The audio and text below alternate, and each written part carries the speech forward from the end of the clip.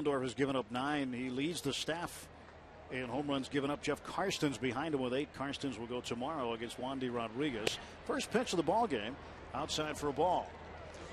And you would just as soon have some ground balls here in the first inning for your left fielder and your center fielder, because there's a terrific sun field here in the first inning at PNC Park. Down the shortstop. Here's Wilson.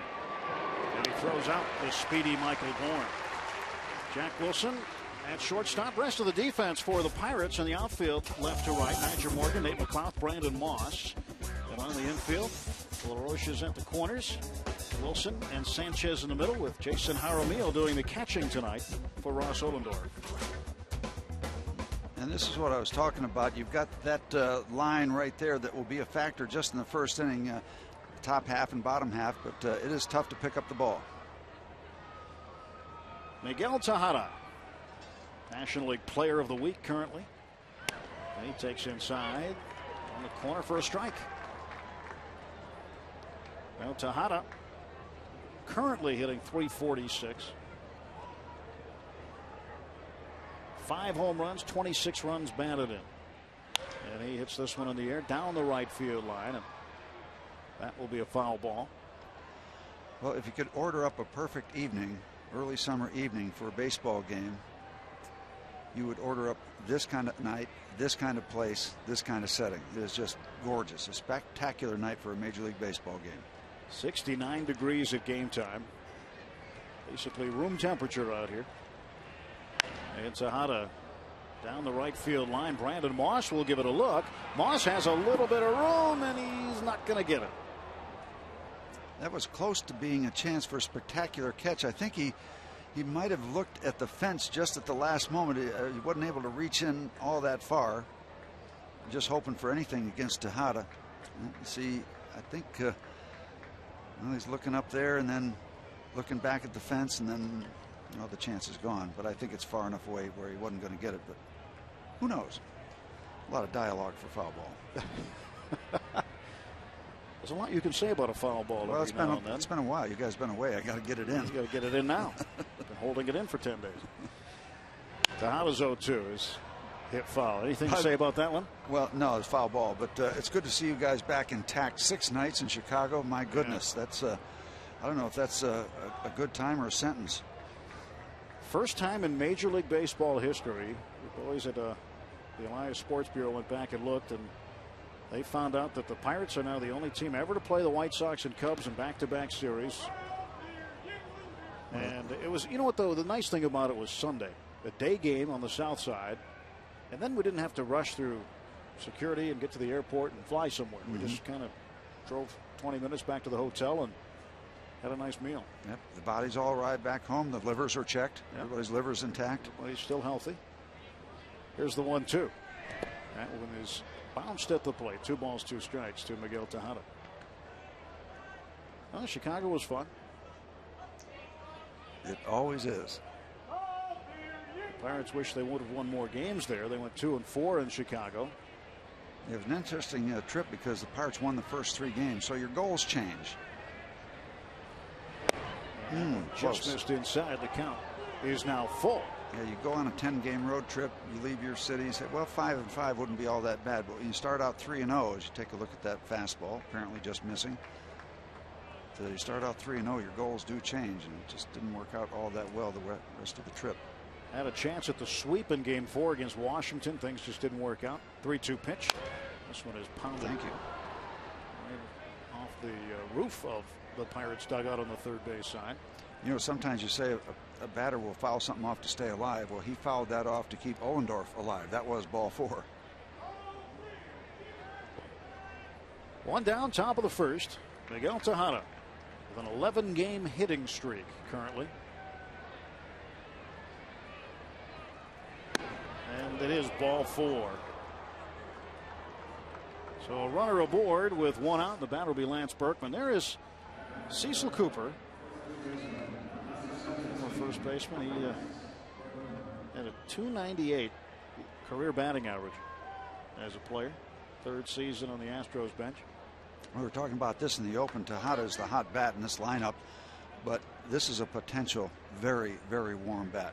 Lance Berkman will not finish the season hitting 229 as he's hitting now. That will not happen. 5 for 8 in his career against Ross Ollendorf. So he's hit Ross pretty well. Big 3-run home run the last time the Astros were in town. He hit that in game 3 of the first home series. Here's the 0-1. Taking all the way. Is that Lance Berkman squaring around, maybe taking a shot at a bunt base hit? Well, when a guy of his stature is hitting 229, a lot of things go through your mind, one of which is, let me get a base hit wherever I can and however I can. So maybe he thought about Andy LaRoche being back that far and just dumping one down. If he did that, he's got an easy hit. The 1-1 coming to Lance Berkman, but the throw goes to first base instead. I like the move of Ross Ollendorf. I think he's fairly quick. He's not the smallest guy. Usually little guys have a quicker move. But, he's got pretty good size, but also pretty good quickness to first base. Yeah, he's been pretty good keeping runners close to the bag. There's that quick move again. Tejada has 2 stolen bases. He's been caught once.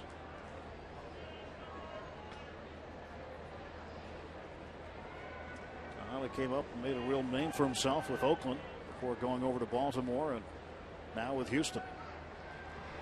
And Berkman, foul tip into the glove of Jaramillo, strike 2. Saw Tejada giving a long look over to the third base coach, former Pirate Dave Clark. Going to give him another long look. I don't think he's going anywhere. There's Dave. Good guy. Glad to see Dave Clark in the big leagues. He deserves to be in a big league uniform. Jose Cruz, first base coach, long time association with the Houston Astros for Jose Cruz. That looks very much like a slider. Slider signal. Here it comes, 1-2, and he swings right over the top, strike 3. So Ollendorf strikes out Berkman for the second out in the top of the first, and now Carlos Lee will wait for him. That's perfectly done to a left-hand batter, especially a guy like Berkman who is struggling. When you're struggling, you chase bad pitches. This happens to be a good pitch in a borderline location, but when you're struggling, you go after it. And coming out of the hand, how does that look to Berkman?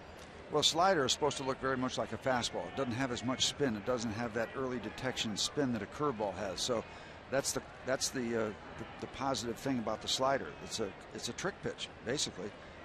It doesn't have the spin of a curveball, but it has a little bit of a break, unlike the fastball. So you don't give it away. Carlos Lee, pretty dangerous customer. Throw again to first, and Tejada is back.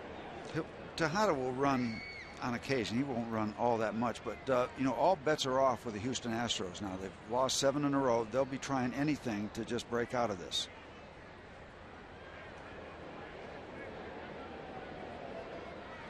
That one's low. 1 ball, no strikes to Lee.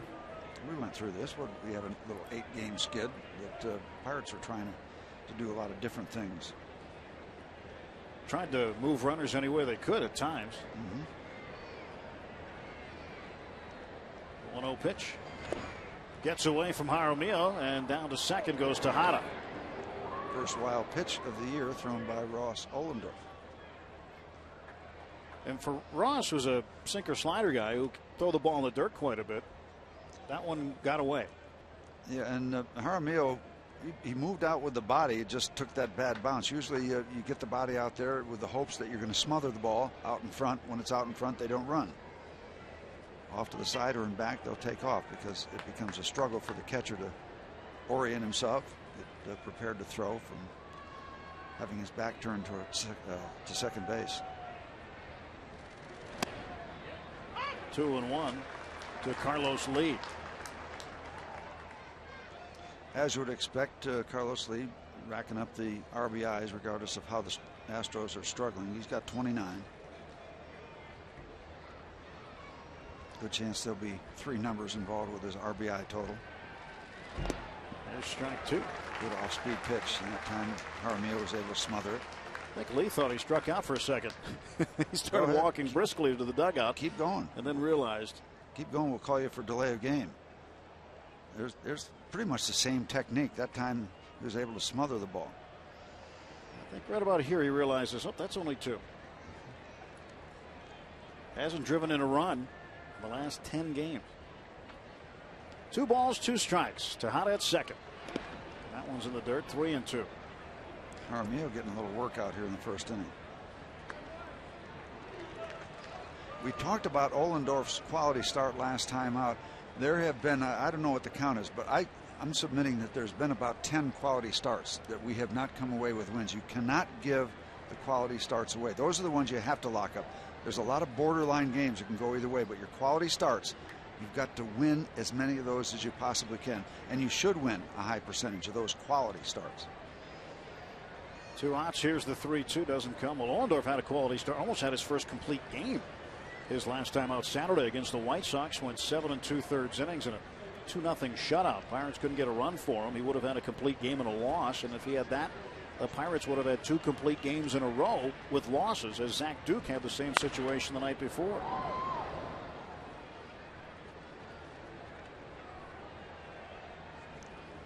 $4-0 Saturday, 2-0 in the Duke game on Friday. Back. Yeah, I was wondering, watching and listening. Come on, let's score a runner or 7 here.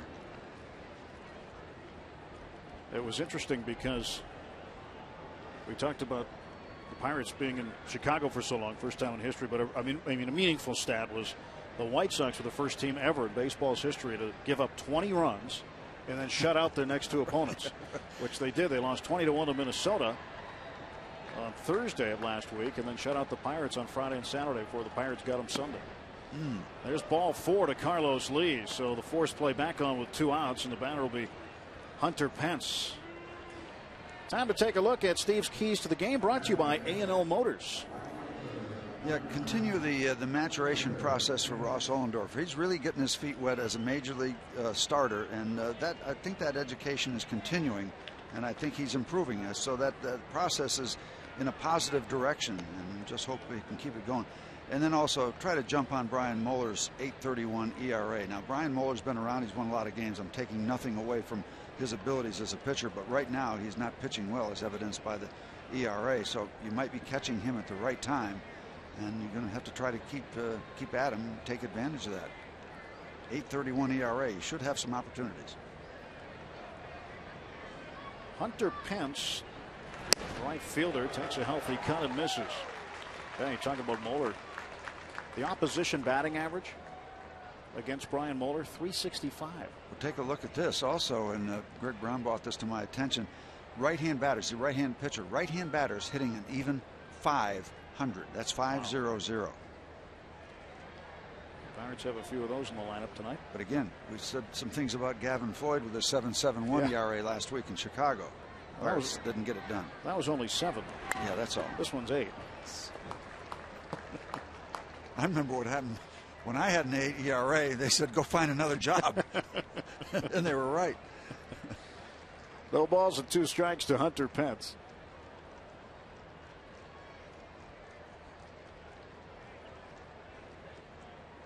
Ohlendorf looks in at Jaramillo, and Pence stares right back out to the mound.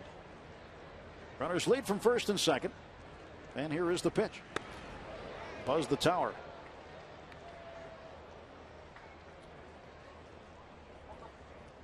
Well, as far as Hunter Pence goes, when he hits 5th in the order, he's hitting 328. 6th, 391. Every place else, 310. Where do you think Cecil Cooper ought to keep him? 5th or 6th? Yeah. Wild guess. He's hitting in the 5th spot tonight. Wow. Has bounced at the plate. So Ross Ohlendorf having a rough start. Yeah, with the control. And he's come into the game having started 9 times and walked a total of 14, which is good. But a couple free passes here in the top of the first inning got him in the soup. He's thrown 26 pitches so far. This will be the 27th pitch, and we're in the top of the first. That's a lot for the first half inning of the ballgame. Sure is. And Pence lines this one foul. You know, you take an overview of this opportunity. Again, the Astros are struggling. There's no locks. Every game starts out, the anthem starts out even. but they've lost 7 in a row, and Brian Moeller has been struggling. So these are the kind of situations. Yeah, you can give up a run, you can even get 2. You don't want to let the Astros have a big inning. You want to keep yourself intact because, as I said, chances are, percentages say you're going to get some opportunities, but you don't want them so far down the road, those opportunities that you cash in don't get you close. You want them to be meaningful scoring opportunities.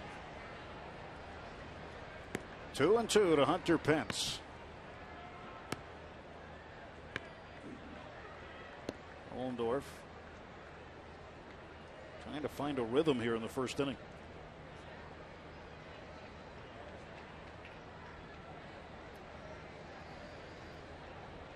So now O'Neill with the outward signs with a runner at second. 2-2.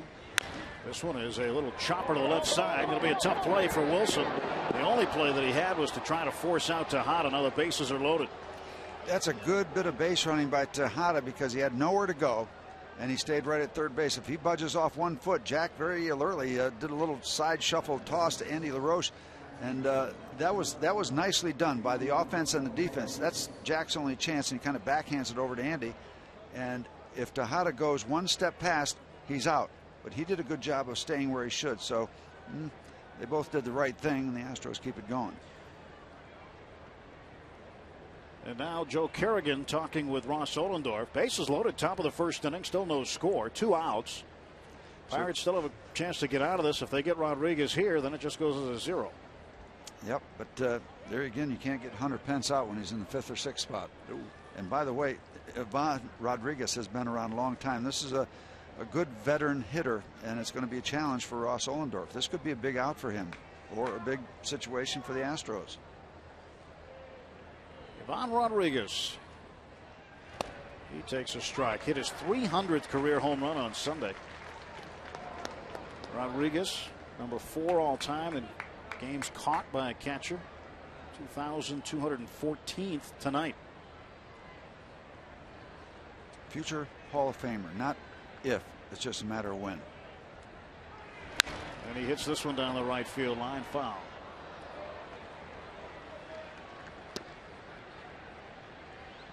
Who's ahead of him? Carlton Fisk, I know, is I think number 1, then Boone, and then Pudge, and then Rodriguez, yep. third place. Yep, that's up there. How about that? 2 of them named Pudge. Carlton Fisk as well. You know, Fisk knew what he was doing. He caught 1 more game than Bob Boone to put him on top of the list. And I had a chance to have a little conversation with Ivan. I'm going to sit down with him on the radio side Sunday afternoon, our greats of the game, and he certainly does qualify for that category. A lot of things to talk about with this young man. 19th year in the major leagues. 19th. 4th as a catcher. 4th in career hits, 2,640. Here's the 1-2. And he'll have to wait for his 2,641st as Ollendorf strikes him out with the bases loaded. And Houston goes scoreless. Pirates coming to bat.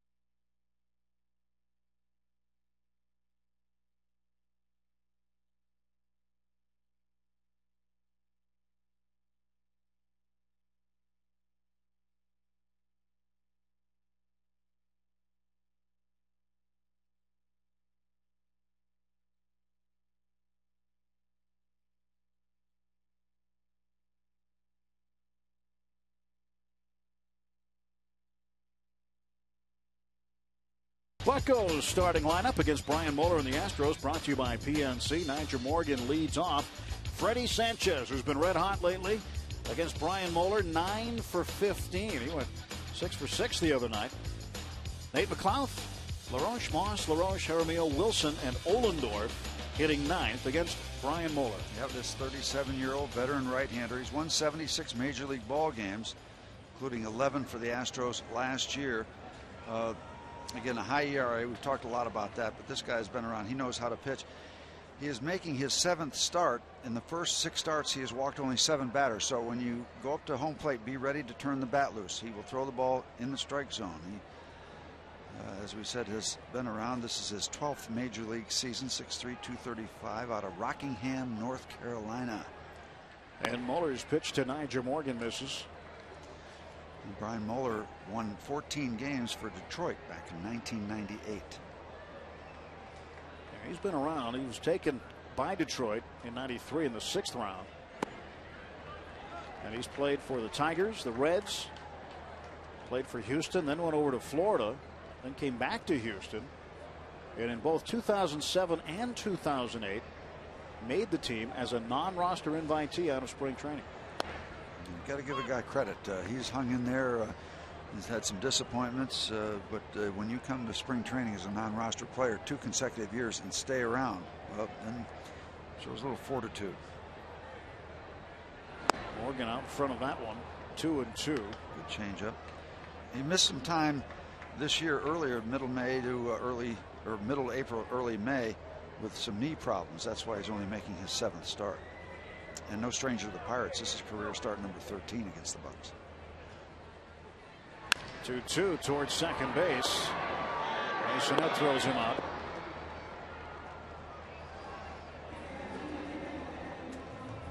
Brian Moeller has these guys playing behind him in the outfield. Carlos Lee in left, Michael Bourne, great wheels in center, Hunter Pence in right, Keppinger, Tejada, Masonette, and Berkman is the infield left to right.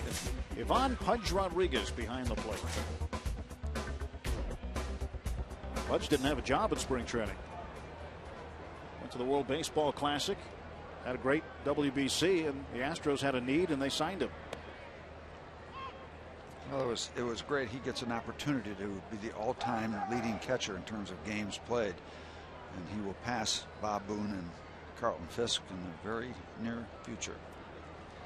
When you come that close, you want the opportunity to run the table and put yourself on top of that list. He deserves it. When you hang around 18 years previous to this as a major league catcher, you've done a lot of good work. Sanchez looks outside. Freddie on Monday night against the Cubs went 6 for 6. Had one of the best performances ever by a Pirate offensively. He told me the next day he'd never even gone 5 for 5 in a professional game before, never mind 6 for 6.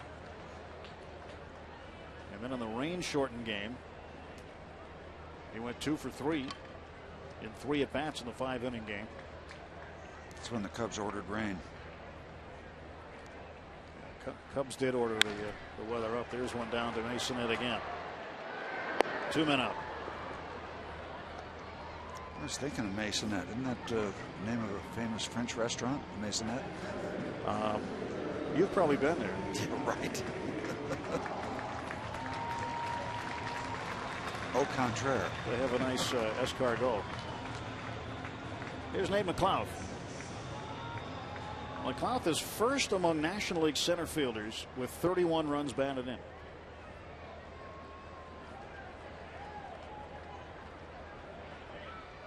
And he looks at that one. Well, last time out for Brian Moeller didn't go well against Texas. 5 innings, 6 earned runs. 0-1 pitch. 1-1. It didn't go well for him here. He was the opening day opposing pitcher for Zach Duke. Only went 2 1/3 innings that day. Gave up 7 hits and 4 runs. He took the loss in Duke's 7-0 complete game shutout victory. 2 balls and a strike to Nate McLouth. Greg Monroe, Robinson Diaz. Talk a little baseball.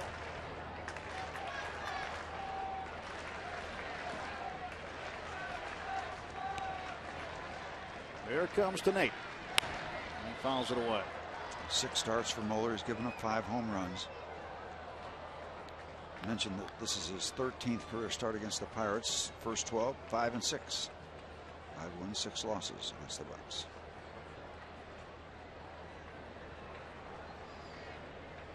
Two outs. Here's the 2-2 pitch. And fouled away. Moeller was the first player out of University of North Carolina Greensboro to be drafted in '93 when he was taken by the Tigers. They hadn't had a lot of Spartans taken at that point in time. He's the first one ever. And at age 37, that was a while ago. 2-2 to Nate. Strike 3. 1-2-3 they go in the first inning as Brian Moeller sets him down in order.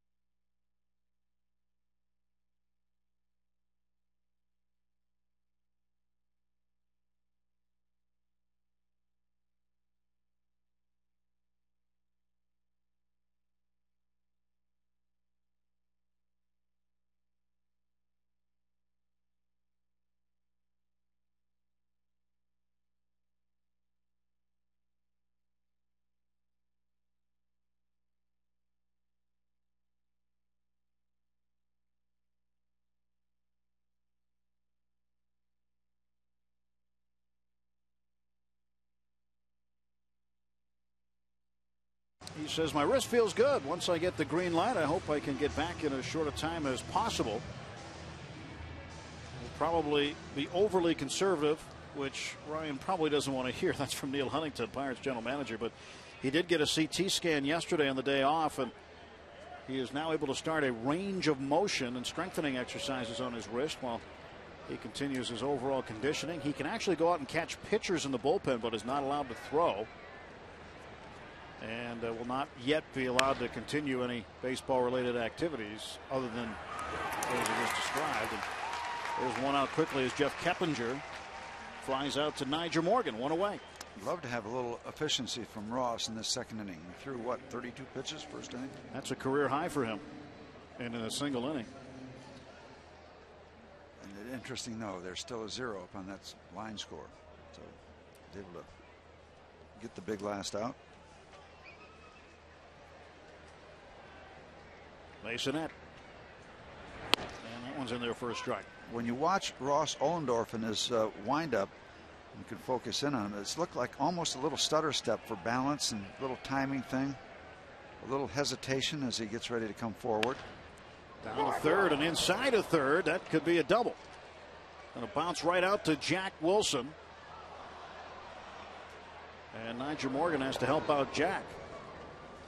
So that's a double for Masonette. That's his first one. See a little hesitation as you kind of, it's almost like a reset. He starts a little subtle reset there from the windup. Probably won't be anything similar to that from the stretch, obviously, but we'll take a look at it later on, perhaps, as we're a little bit of a dewy, perhaps a wet track out there, a little early evening dew. But it goes to show you what a shortstop needs to do, especially at this ballpark, because the ball can kick out, and Wilson was anticipating it getting away from Morgan. Well, the left fielder has to protect from that ball getting down into the corner, because the stands come out so close right there. Left fielder's got to protect that deep corner so the shortstop can come in and help if that ball does come off the stands. Those stands are only about 5-6 feet away from the chalk line. Nothing in 1 to Mueller. Nothing in 2 to Mueller. And Jack trying to shake that off. You saw Freddie Sanchez come over there by third base to help out. And for a lot of young players, they play the middle infield positions. They don't realize there's a lot of ground you have to cover. It's more than just around the base and into the short part of the outfield. 0-2. Strike 3. Stood him up with a breaking ball, and there are now 2 down. Tomorrow the Pirates take on the Astros, and following the game it's Sky Blast 1 featuring Zambelli Fireworks, plus one of country music's hottest new acts, Zac Brown Band, live in concert. To get your tickets now, visit Pirates.com or call 1-800-BUY-BUCKS. Also bring your cameras, because prior to the game on Federal Street it's the Pirates Team Photo Fest. You can get your picture taken with your favorite Pirates. That's prior to the game on Federal Street tomorrow night. Big night at PNC Park. Get here early. There will be either a sellout or near sellout crowd. So make your plans. That could mean an early arrival. 2 outs. Here's Michael Bourne. Bourne, first time up, grounded out to Jack Wilson. Bourne leads the National League with 16 stolen bases.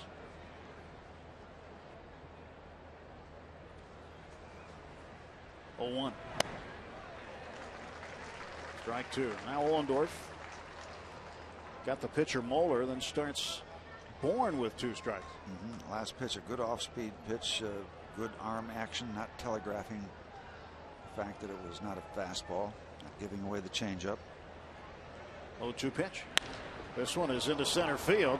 Nate McLeod's going to come up throwing, and he is going to hold the runner, and they've got Bourne hung up. And the run's going to score. And Jack Wilson finally tags out Bourne. So Bourne mission accomplished, as they had Masonette in between third and home and elected to stick with Bourne. 1-0 Houston.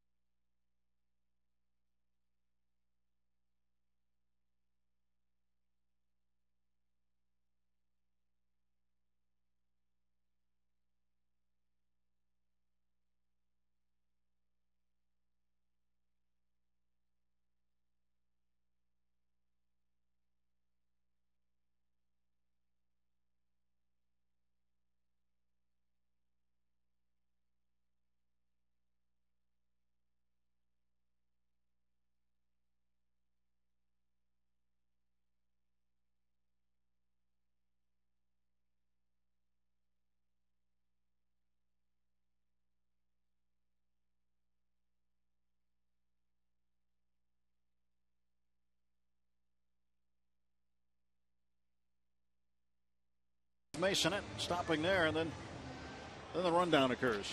Yeah, and it's a mixed bag because Bourne has so much speed and quickness. It's tough to get him during the course of a rundown. So he does what he needs to do to get in the situation.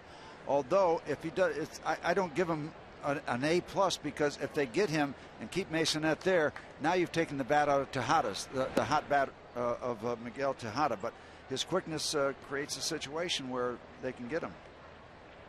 They can get him in. Adam LaRoche, 228, 7 homers, 22 runs knocked in. From the Pirates' standpoint, you've got to shut that run down when you don't have a chance. You almost have to have split vision. Pitch that's downstairs. You've got to try somehow to keep track of the runner you're getting in the rundown, but you also got to keep track of the guy from third base. And you got to shut the rundown down if there's any indication that guy's going to take off from third. Because your percentages, you want to stop the run, plus your percentages are better than getting Bourne between first and second. They're better to get Masonette between third and home. So a lot of things involved, but the Astros got away with it, and they get on the board. Cecil Cooper is going to tell Bourne, next time, make sure you don't take the bat out of Tejada's hands. And LaRoche with another swinging strike, 2-2. Now Cecil Cooper's been in a little hot water, according to the Houston press recently. Cecil come under a little bit of fire. They haven't been happy with the record at 18-27 in Houston. Pitch fouled away. Thursday's edition of the Houston Chronicle asking this question about Cecil Cooper: is it time for a change? Yeah, it's, the time for the changes for them to start playing better. The manager can't hit, run, and throw for them. Simple as that. Well, they made a change in Colorado. Former Bucks skipper Jim Tracy is now the manager in Colorado, as Clint Hurdle was relieved of duty. Get up, upstairs. And this one is going to be off the top of the Clemente wall, and it'll be a long single for Adam LaRoche. That's as close as you're going to come between one base and 4 bases. 1 foot. I think that will take several looks, I'm sure, but it looked like it got up by the Consol Energy sign, which is just under the yellow line of the railing.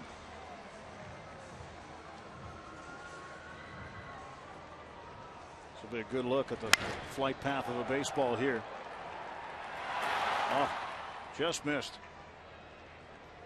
I think it's off the energy part of the Consol Energy advertising. You can see if we can hold. Well, we'll show you something here in a moment. There's your home run line, the yellow line. I think this ball hit right around in here. And if we don't show it again, you'll have to take my word for it. Please don't show it again. Well, that's how close. It just needed a little height. He certainly hit it hard enough. Brandon Moss to right center. Michael Bourne underneath it. 1 away. Okay, see how much we can slow it down here. You're pretty close. Well, I didn't even see that. Well, you were pretty close. I mean, you went to the trouble of using a telestrator and everything, so we're going to say that you were right on the money.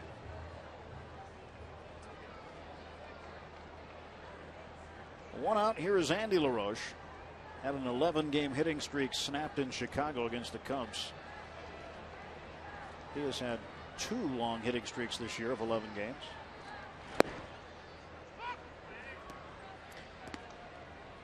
Barrel Automotive league leader stat. Highest batting average over the last 10 days. Hunter Pence is just ahead of Andy LaRoche. Miguel Tejada on that list too, but Andy over the last 10 days hitting .462.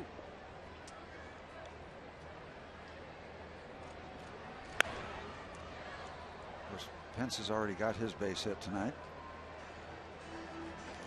Just smoked that ball to shortstop. Yeah, that was a 45-footer. Nothing in 2 to Andy LaRoche. Brian Moeller doing a little gardening there.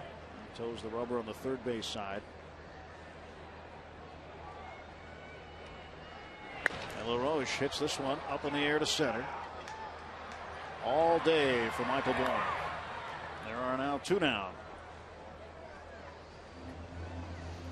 I was watching the series in Chicago against the White Sox, and the Pirates lost the first 2 games, tough games. against pitchers you might not expect to really shut them down. And remember Bob Walk saying that, hey, you don't get it done against those kind of guys. Mark Burley's coming up. He's one of the best pitchers in the American League. Maybe that's the way it works. Sometimes you don't get it done against the guys you might expect to get it done against, and then you beat a guy like Mark Burley. You didn't beat him, but you beat the White Sox in the game he started. Armillo takes a strike. Yeah, Burley is so dangerous with his pickoff move to first base. He's got one of the best pickoff moves for a left-handed pitcher you're ever going to see. So he holds runners very well. That's the game the Pirates wound up winning. Here's the 0-1. 1 ball, 1 strike.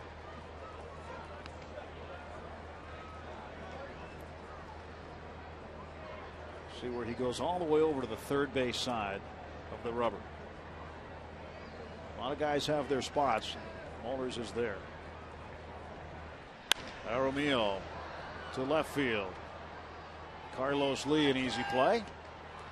And the Pirates are done in the second. 1-0 Astros.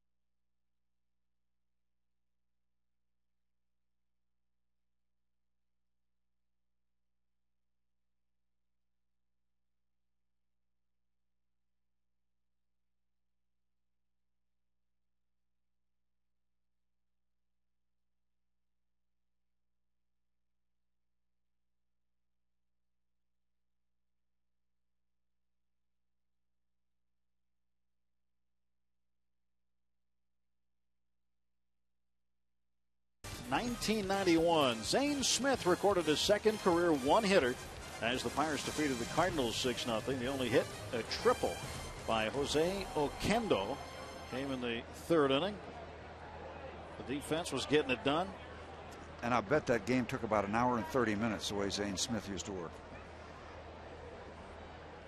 Here is Tejada trying to start the inning off. Well, you'd love the first game in Chicago on Friday against the White Sox. 1 hour and 51 minutes. It was only 5 minutes longer than the rain-shortened 5-inning game in Wrigley Field.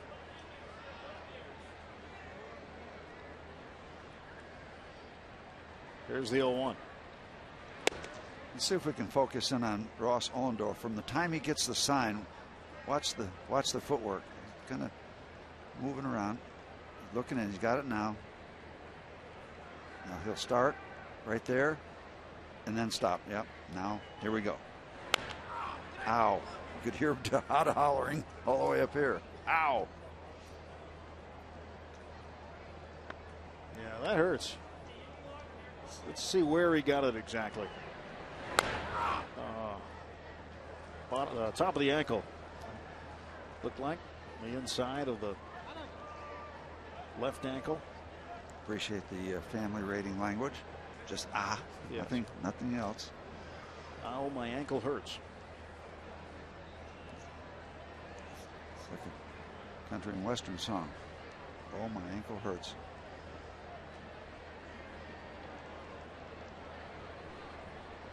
Comes the number 1.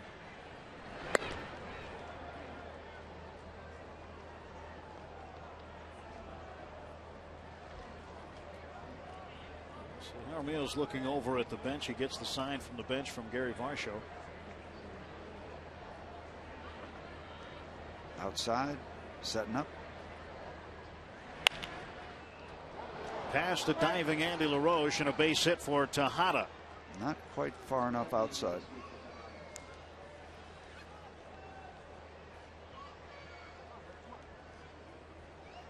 Sitting on the corner, but that ball not quite out there far enough.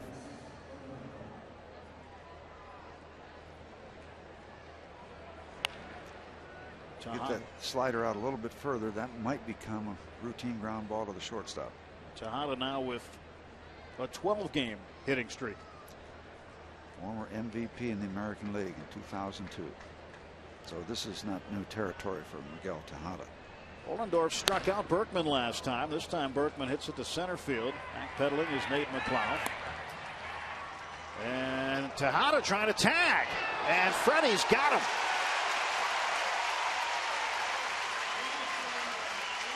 What was Tejada doing? Well, I consider Bourne as having made a base running mistake, and now Tejada with a leadoff base hit tries to advance on the fly ball, and the Pirates gun him down. Nate giving some ground, but then prepared to throw. Nice recovery by Freddie to go get the ball and come back and get the runner. And that's good on both ends. Good tag by Freddie, but also good awareness by Nate McLeod that he might have a shot. Sanchez might have been the most surprised guy here. You mean he's really going? There's Nate. You know, if you're just casually taking that fly ball and going to throw it back in, you don't get rid of it quick enough. Well, I could see, Steve, if he was going into right center field with his back toward home plate, making an over-the-shoulder catch, something like that, but not one right to him. Well, there again, Astros perhaps trying to force some things. Just flaps down and the tag up on the shoulder, and we got the double play. Thank you very much. 0-2 to Carlos Lee. 1-2. Elevated the fastball, trying to get him to chase. What a gorgeous time of the evening here at PNC Park, huh? Especially after that double play. Looking down the barrel at Berkman and Lee. 1-2. 2-2. That makes it even worse. You know, you got a base hit. Berkman's not doing much right now, but he is extremely dangerous. And then you got Carlos Lee, an RBI machine, in spite of the fact that he's not had any in the last 10 games. Well, that's the start you want to an inning for the Astros, and it just goes up in smoke.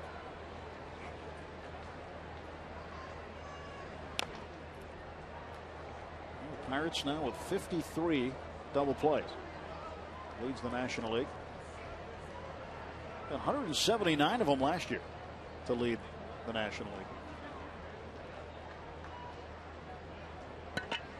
Boy, there's a lot of movement in Ross Ollendorf before he gets ready to turn the ball loose. You know, every pitcher has his own little set of mannerisms and mechanics. I used to tap my foot a lot and then step down in front of the rubber just to have something to secure my foot with. But now he's going to start right now. There's movement as he gets the sign. More movement. Start, stop, and go. Right to Freddie Sanchez, and that'll do it for the Astros in the third inning. Ross Ollendorf and the Pirates coming to bat again.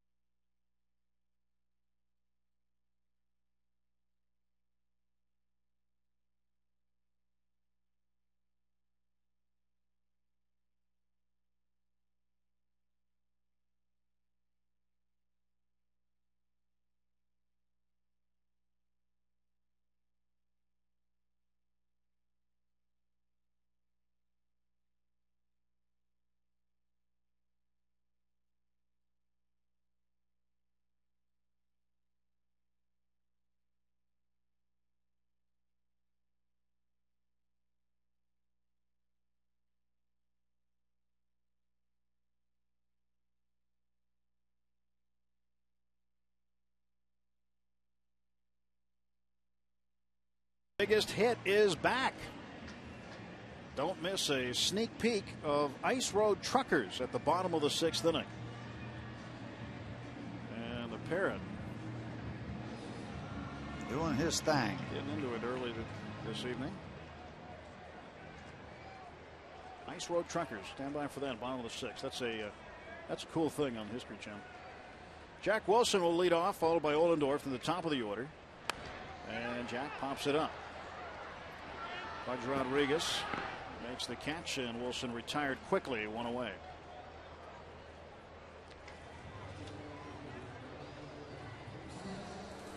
Tomorrow night, it's another edition of Inside Pirates Baseball. Get the inside pitch on your favorite Buccos on and off the field. Inside Pirates Baseball, driven by your Western Pennsylvania Chevy dealers and Geico. Airs tomorrow night at 6, right here on FSN.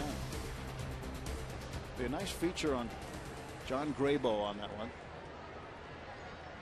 And of course, the anniversary of Harvey Haddock's game that could be considered. Most people consider it the greatest game ever pitched. It's a great barroom argument anyway. But certainly, what he was able to do in Milwaukee that day was absolutely incredible. 36 up, 36 down. I mean, you think about pitching a perfect game for 3, 4, 5 innings.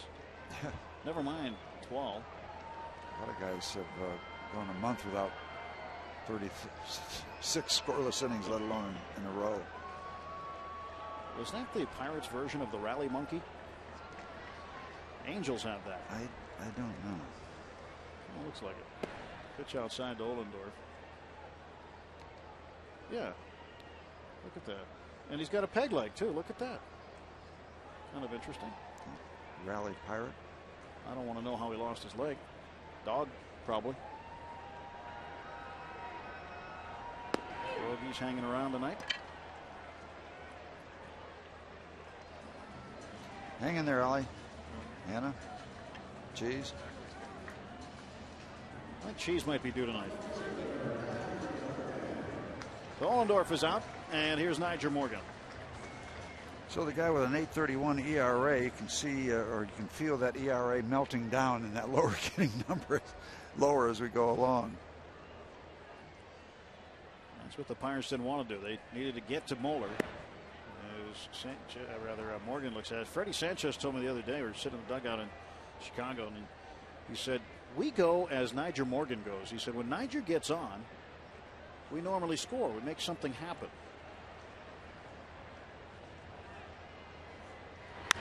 And Morgan to short left. There's Carlos Lee over toward the line. And that'll do it. Another quiet inning for the Pirates against Brian Moeller.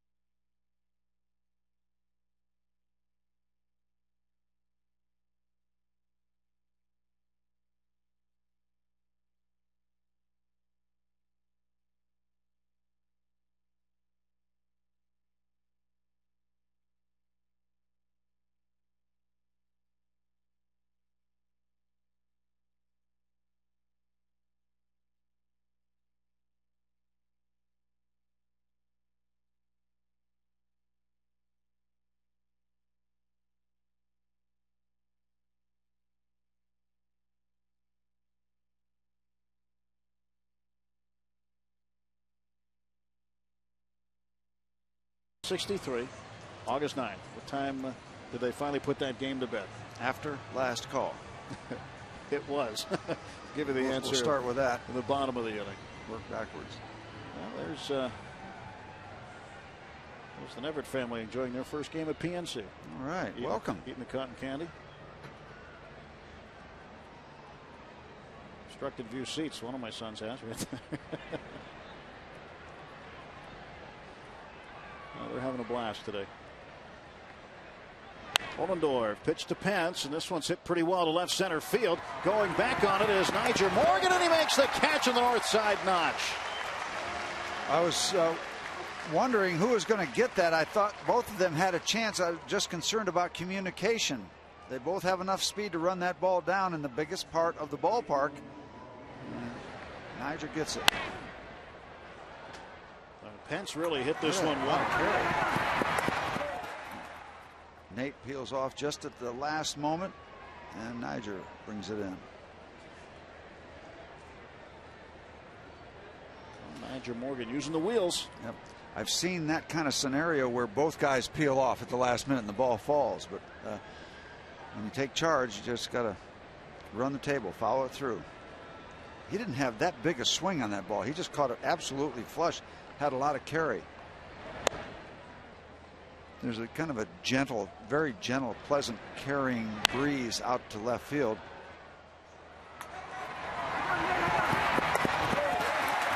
You can hear Niger at the end saying, got it. Called off Nate. And this one to right field, and that's a base hit. So Punch Rodriguez a one-out single.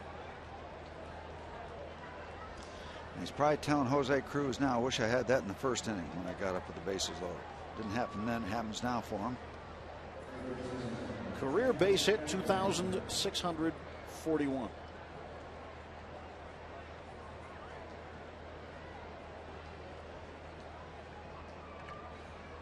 Hang around as long as he does and has. You have put up some big numbers. Jeff Keppinger at the plate, throw to first base, and Rodriguez back. I would congratulate too, and belatedly congratulate Jason Kendall on reaching that 2,000 hit plateau a couple weeks ago. And Pudge still throwing the ball well, right around 39%. You want your catchers to be at least at 30. He's at 39, so thank you very much. He's hanging in there. 1 ball, no strikes to Keppinger. Keppinger hit one in the air to left field last time, caught by Niger Morgan. That was back in the second inning.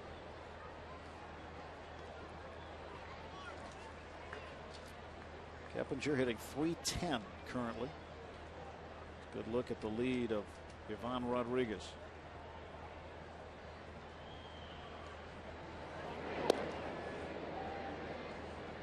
Ollendorf doesn't want anybody running on him. I don't know if Rodriguez is as big a threat to run as some of the other guys in this order for Houston.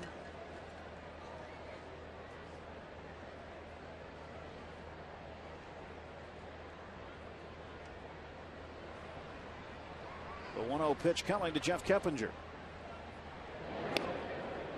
If he's patient enough, it'll come.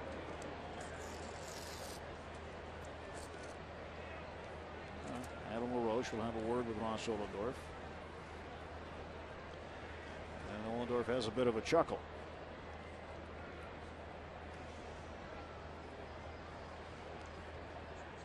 Got to talk with the father of both Andy and Adam LaRoche the other day. Talked to Dave LaRoche on the phone. AAA pitching coach for the Blue Jays now. Pitch misses inside. And he said that Adam LaRoche used to be the king of the house in ping pong, but Andy has since taken over that. He said they would get so competitive with those two and his older brother Jeff, who was a left-handed pitcher in the minor leagues for a while. He says, but now Andy is the ping pong king in the house. Right now he's got the edge in batting average also.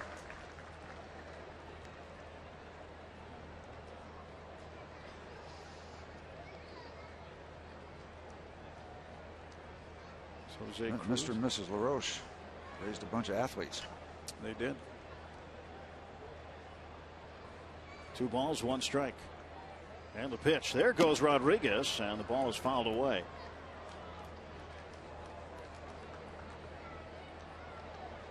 Freddie said, "What are you doing down here, Pudge?"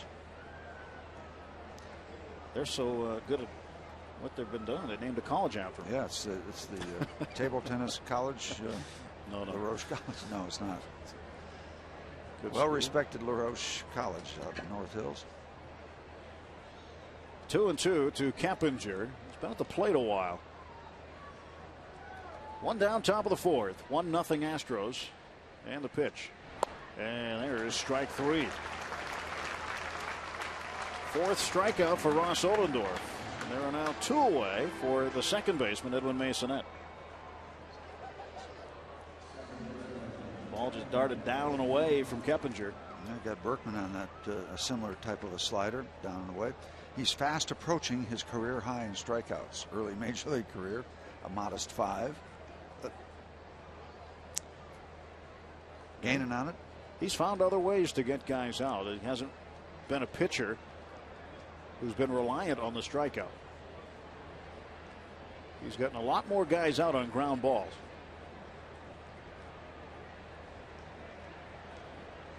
Masonette doubled last time, and he swings and he hits this one well to left field. Niger Morgan running back.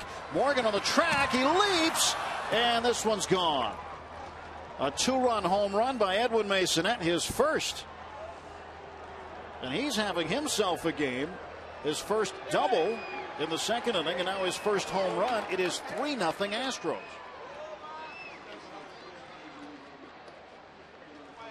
Nothing to hold that ball back. He hit it a long way. We talked about Ross keeping the ball in the ballpark, and that's home run number 10 in this, his 10th start.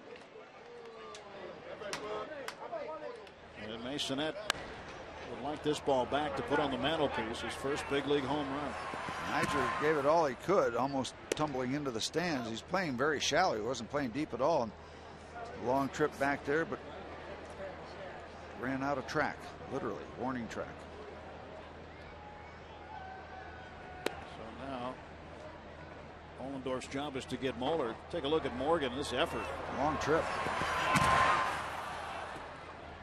He got up there over the wall, but that ball was just hit too far. 2-1 now to Moeller. Moeller's strikeout victim last time, and this time would be the right time for it. Nobody on and 2 down.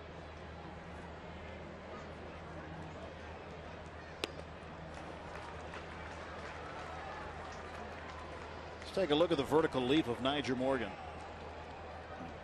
It's up to almost his waist. Pretty good impact. You get concerned about that that glove hand going down and hyperextending your elbow or doing some damage. Here's the 2-2. Swing and a miss, strike 3, and that's strikeout for Brian Moeller. Ross Ollendorf has struck out 5.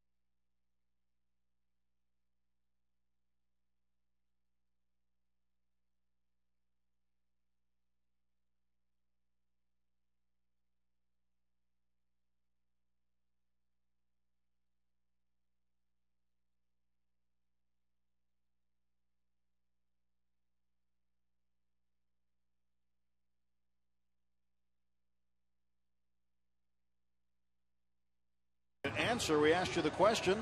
On August 9th, 1963, the Pirates and Astros played the latest ending game in Bucks history. What time did it end, though? Not 8:12. 3:14. 3:14. No, but you're closer than 8:12. You were probably right. You said it was after last call. 2:30 in the morning. It was a doubleheader at Forbes Field, 15 innings and 11 innings. The second game was delayed an hour by rain. How about that? That would have been a good first game to get ejected from, wouldn't it? Yeah, we played a late one in San Diego when I was playing, and they were starting to give traffic reports for the morning rush hour back in Pittsburgh. And something like, I don't know, 8,000 innings. I don't remember exactly what, but it was a long one. Now, Pirates need to make this a longer one. They need to get some hits and some runs now. Trailing 3-0. Edwin Mason at his first major league home run has made it 3-0, and Sanchez takes a strike. And we need to get some offensive support for Ohlendorf. He's 5-4. He's won 5, lost 4. In the 4 losses, the Pirates have scored a total of 4 runs. Sanchez, it's a foul ball, 0-2. Let's just stop that right away. By the way, I hope Diane Rowland is watching tonight and back in the starting lineup real soon. South Hills.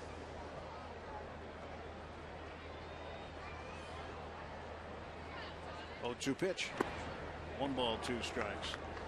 And pitchers will try to get Freddie to swing at that low and away pitch. And there's Matt Capps. He's available tonight after a very scary situation at Wrigley Field in Chicago where Giovanni Soto hit a screamer right back at him, hit his right pitching elbow. It's one of those moments where you think not only a season, but it could be career threatening. I came right out of my chair watching that because I had something very similar happen in St. Louis against the Cardinals. There's a base hit. That's more like it. Sanchez, a leadoff single. Pirates have something going now. I had Joe Torre up on Sunday afternoon. He hit a ball almost exactly like that off my elbow. It bounced into the Cardinal dugout. And Joe Torre later argued that he wanted a ground rule double. But the thing is, if you hit it in a bruise area, I was out 5 weeks because it was in a bruise area.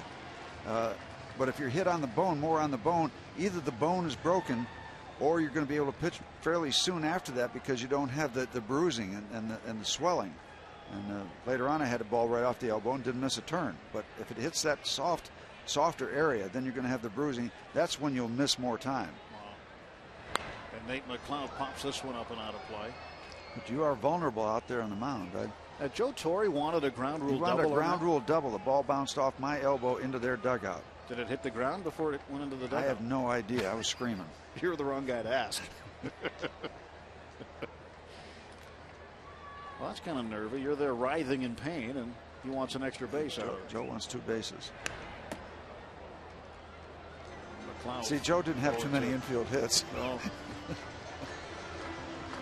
1970. And if you pitch long enough, you're going to get hit all over the place. It's just part of the deal.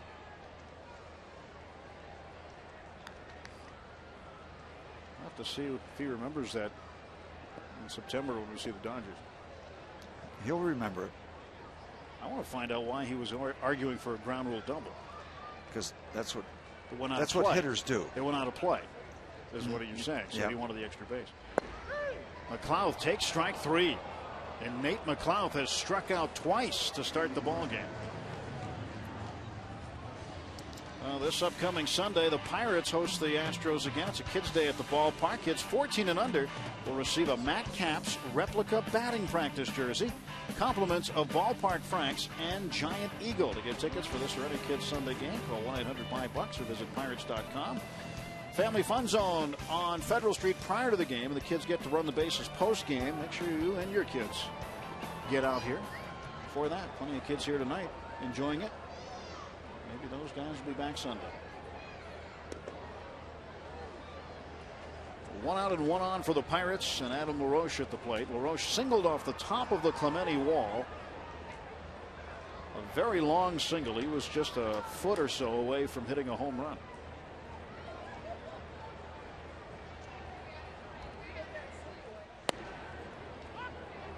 One and 1 to Adam. The Astros, as a pitching staff, ranked 12th in the National League out of 16 teams. The Pirates right in the middle of the pack, 8th place. Both teams in the top half of the league in batting average. Astros 4th, Pirates 5th.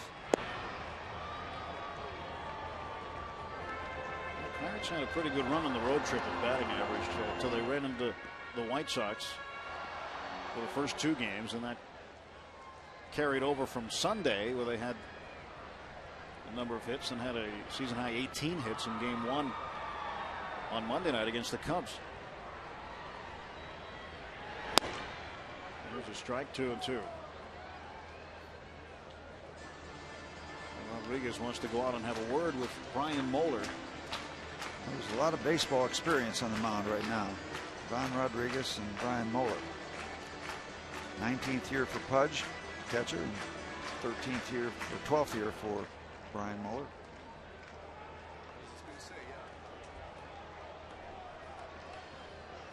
2009 Pirates baseball on FSN Pittsburgh is brought to you by Southwest Airlines.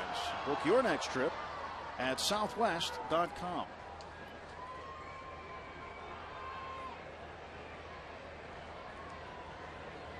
Get on the 737. There's a ball low. 3-2 to Adam LaRoche. So full count. Sanchez at first. They run him here? No. It's a guess. Adam's kind of a swing and a miss type of guy. Freddie doesn't have blinding speed, although he's had a little extra bounce in his step this year. There he goes, and Adam LaRoche hits this one well to center field. Michael Bourne going back. He's on the track, and he leaps up against the wall and makes the catch, and Freddie's got to round second and head back to first.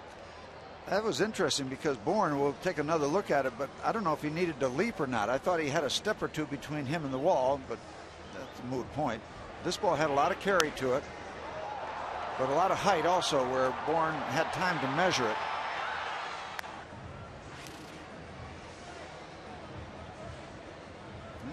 Yeah, I guess he did have to leave his feet. The ball still had a little carry to it. You go back to Tejada trying to take second from first on a ball hit to Nate McLouth in center field. Now a ball like that you probably could go if you're Tejada and thinking about running, because much longer throw. Yeah, and plus with the leap and everything, it takes a little bit more off it. But still, I go back to that play, and I think that is a very low percentage base running play. Yep. Very close. Better shot of the catch by Bourne. Very close for Adam LaRoche, having 2 home runs in his first 2 at bats. Very close. Well, he's hitting the ball pretty well. There's Tejada, who was gunned down in the 3rd inning by Nate McLouth when he tried to tag from first base and take second on a fly ball that was hit deep, but not all that deep. Pretty much a routine fly ball to center. Brandon Moss flying out to center his last time up. And Brandon Moss, who's been pretty good lately in terms of making contact and getting base hits and extra base hits. But one part of his game he knows he needs to improve is the power part and the run producing part. When you've lost 7 in a row, you're probably going to have some examples of what happened with their base running situation early, but they do have a 3-0 lead. When you're losing 7 in a row, a lot of funny things are happening, and they're not going in your direction, and they're not funny to you. 1-2 pitch from Moeller. Goes to the backstop, and down to second base goes Freddie Sanchez. Wild pitch charge to Moeller. His 2nd of the year. And again, these are the things. Now, if the Pirates can cash that in, this would be a little bonus run that's kind of handed to them, in a sense, by the Astros. Well, Moeller get a little fielding practice off that brick wall. Ivan reminding his pitcher that there's a man on second, so we'll go to that set of signs so we don't give anything away. The 2-2 coming to Moss. Outside 3-2. And somehow, some way, the Pirates would like to try to play to get at least one back here, trailing 3-0. Interesting here, Tim, in that Bourne is kind of shaded over toward left center field with a left-hand power hitter up against a guy who's really not a flamethrower. They're giving Brandon Moss a ton of room in right center field. This one goes down to third, just foul. I might have hit that right off the end of the bat. I think he did. If he had one of those cupped, balanced bats with the, it might have stuck there. It might have stayed in there. There are some bats that are kind of carved out and cupped out at the end. I think he's got one, actually. Let's see. He'd hold it still for us. Yeah, I think he does, yep, actually. He does. Just take some of the weight out of the end and keep it flush in the good hitting part of the bat. Payoff pitch. And fouled away.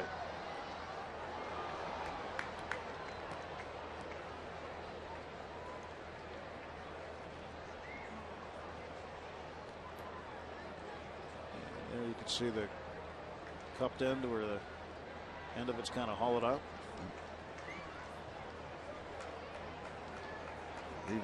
Leave the mass and the weight in the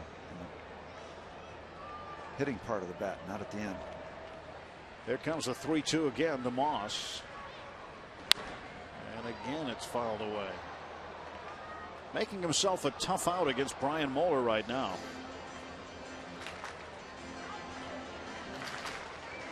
Moss with 11 runs batted in. He's got a man in scoring position, and Freddie Sanchez at second base.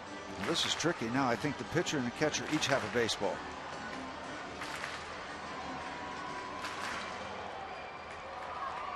Pudge's going to have to give that one back. He went out to. This is tricky stuff. He's going to hand deliver the ball. All right, which one's the good ball? Which one's got a strike? Which one's at least we know that Brian Moeller's not going to wind up and throw two of them. Hope for one of them to be a good pitch. 2 outs. Sanchez at second. 3 balls, 2 strikes to Brandon Moss, the Pirates right fielder. And this one up in the air. This one might be playable for Keppinger. He's not going to get it.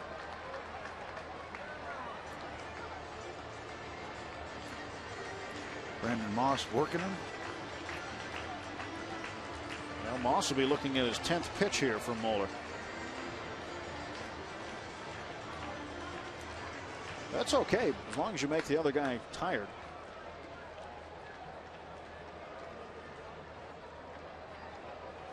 He's working out the 37-year-old right-hander. Masonette hit his home run with 2 outs. Moeller's 3-2 again to Moss. Struck him out. So Moss is 0 for 2. And the Pirates leave a man in scoring position.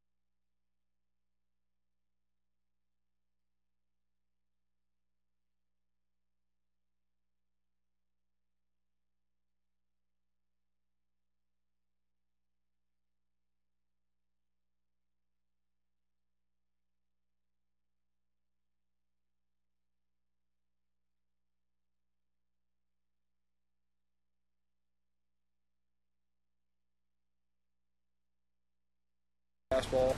It's going to be spinning. You can catch the entire tip on Sunday's Pirates pregame show beginning at 1 o'clock right here on FSN Pittsburgh. Along with Steve Blass, Tim Neverett here at PNC Park. 3-0 Astros, top of the fifth. Bourne tries to bunt his way on. One of the interesting things about pitching grips, too, is that most major league pitchers will tell you they have fooled around with different grips on different pitches to find out what works best for them personally, because sometimes it's not just page 6 out of the pitcher's manual. You have to experiment, find out which grip works for you. 0-1 to Bourne. He'll take outside. Well, guys have different sized hands, different sized fingers. And they release the ball different ways out of their hand, and just find out what works. Sometimes you find out that nothing works. Hopefully that's less often than the other that's way. when you go get a real job. That's when you get scared, right? Yep. The 1-2 coming to Michael Bourne.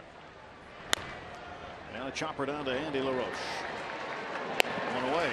Just got him. Time to enjoy tonight's Cabot Woodstain legendary performance. On this date, 9 years ago today, Athletic second baseman Randy Velarde records the 10th unassisted triple play in Major League history. That's tonight's legendary performance, sponsored by Cabot Woodstain. Pirates had a triple play earlier in the year, but it wasn't unassisted. I think, if I remember right, Mickey Morandini turned an unassisted triple play against the Pirates.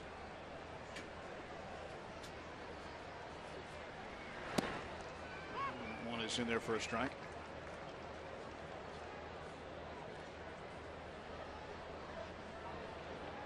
So no balls and 1 strike to Miguel Tejada.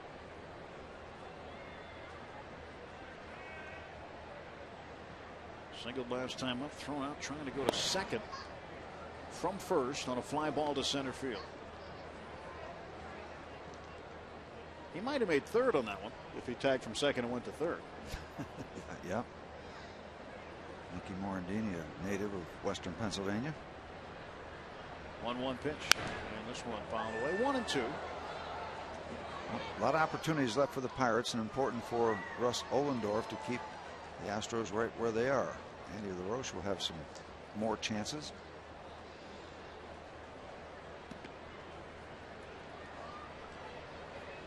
Tejada hitting a mere .349. And he fouls this one away again. I can't take my eyes off Ross Ohlendorf. I haven't noticed all this much about this rocking back and forth, and he will probably tell you he probably doesn't even, he can't even give it a thought. It's probably just something he does without even thinking. It's just part of his pre-release routine. Down to third. Good hop for LaRoche. 2 down. I did not notice this all that much. By the way, that ground ball by Tejada, very routine, but the fact that Andy LaRoche was able to cut across and get that ball that Michael Bourne hit before it got all the way back to Jack Wilson was the difference of an out and an infield base hit.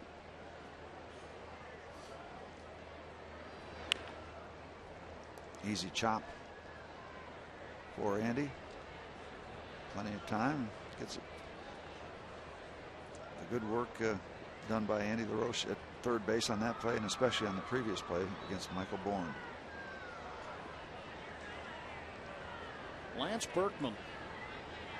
He's putting up some big numbers as well in terms of his career. Indeed. And he is one of those guys that we just as soon get the Astros out of town before he heats it up, because he will heat it up. He's got a career slugging percentage of .557, which is tied for the highest all time for a switch hitter with Mickey Mantle. There you go.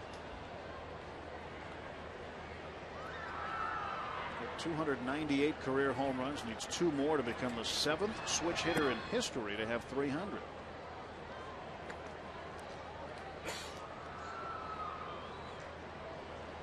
Hitting .381 a year ago today with 16 homers and 46 runs batted in. Right now 10 homers, 28 runs batted in. 226. 3-0 is a liner. Looked like it went off the mound. And into center field, a base hit. Ball was well struck, and looked like it struck the mound and ramped up. Yep, off the side of the mound.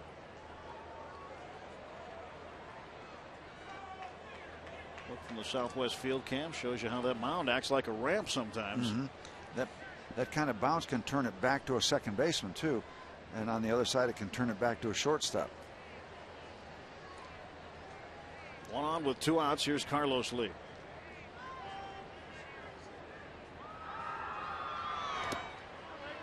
Ball 1. Lee so far has walked and lined out to Freddie Sanchez. So 0 for 1. Well, the Pirates have Andy LaRoche, Jason Jaramillo, and Jack Wilson. 6, 7, and 8 due up in the bottom of the 5th. And they need some base runners. 1-0 to Lee. Popped him up. And this one is going to curl behind the screen and go out of play.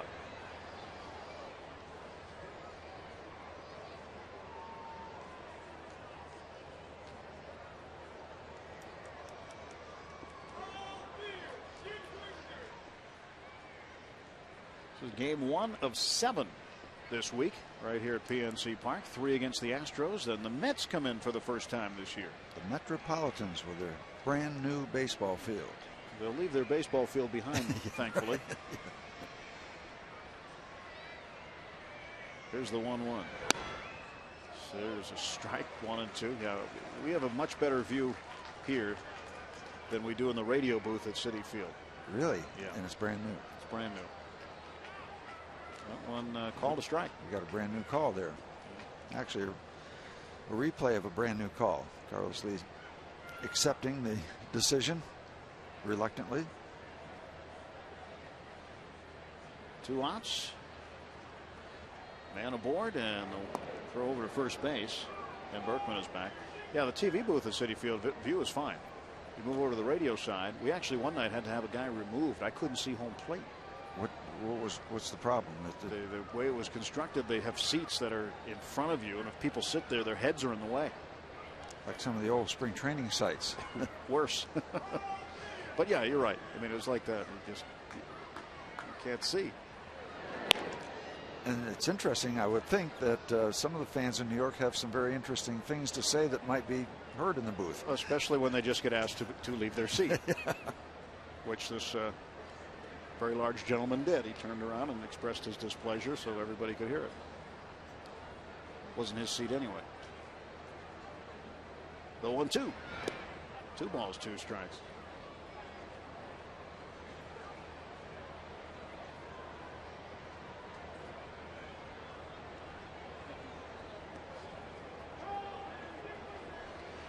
Two balls, 2 strikes.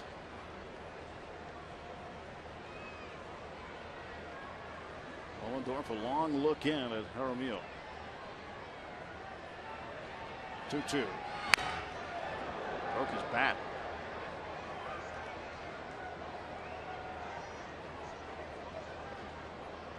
We're talking about how balls can go off one side of the mound or another and create opportunities for it not to be recorded. Watch this ball hit by Merv Bretman. See it? The big bounce off and gives Jackie Hernandez an opportunity to make the play.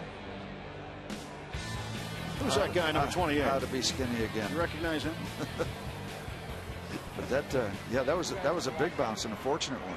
The ball was going to be a base hit. My kids had their picture taken with the 71 World Series trophy today. They were very excited. 2-2. This one is popped up. You took them up to the main room, didn't you? And there is the way silhouette. You jump. Yeah, that's the way you jump. Have we mentioned that Steve Blass has been with the Pirates for 50 years? Okay, Pete. Mitch, that's enough. Down in the truck, enough. Uncle. Just in case you missed it. 3 balls, 2 strikes. And now, full count with 2 outs. Berkman will be going. And Ohlendorf trying to get Carlos Lee out here in the top half of the 5th inning. 3 runs on 7 hits for the Astros. Nothing in 2 as far as the Pirates are concerned. Pirates have only left 2 men on base. Laboring first 5 innings for Ross. He has not let the ball game get out of hand, but he has thrown a lot of pitches. This is his 89th. There goes the runner. Pitch is hit on the ground toward the second baseman, Freddie Sanchez, who's up with it. Throws out Carlos Lee. And a scoreless inning that time for Ross Ohlendorf.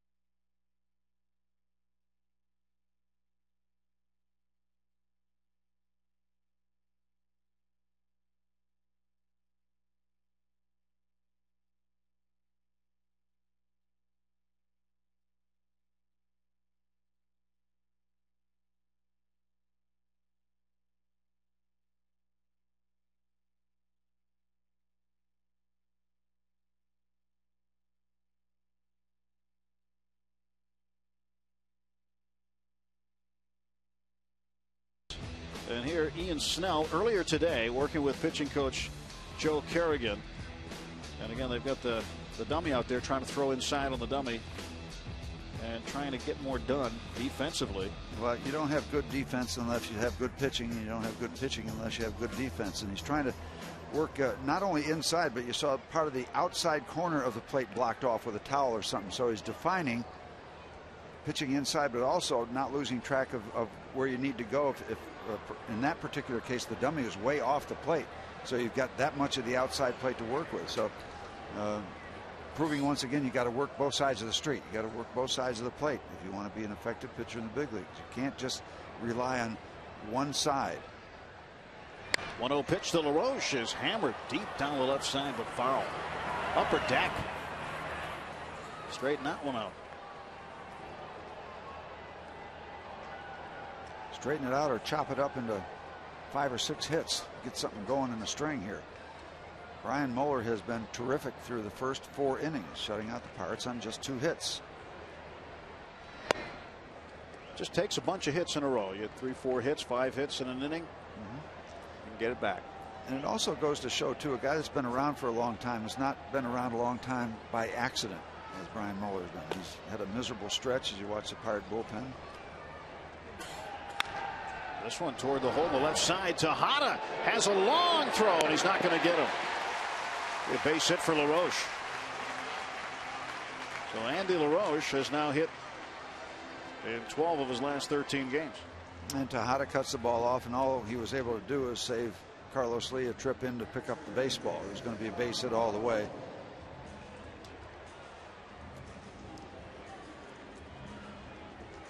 Good effort to get to this ball in the hole. Hard to make that throw. So LaRoche a base hit. He's 1 for 2. Here's Jaramillo at the plate, switch hitting catcher. And Rodriguez set up way outside, and this one is a double play ball. Tejada to Masonette to Berkman. Yeah, the only chance the Pirates had with that ball, short hops Tejada, and he's not able to handle it. Once he gets his glove and or hand on the ball, it's going to be a double play. It was in between hops, but he did a nice job of handling that in between hop.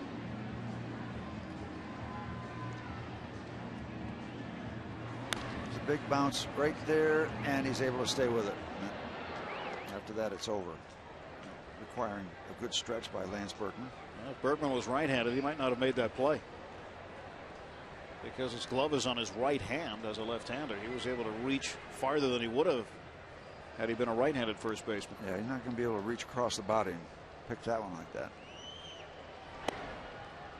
But as the saying goes, if ifs and buts were candy and nuts, we'd all have a Merry Christmas.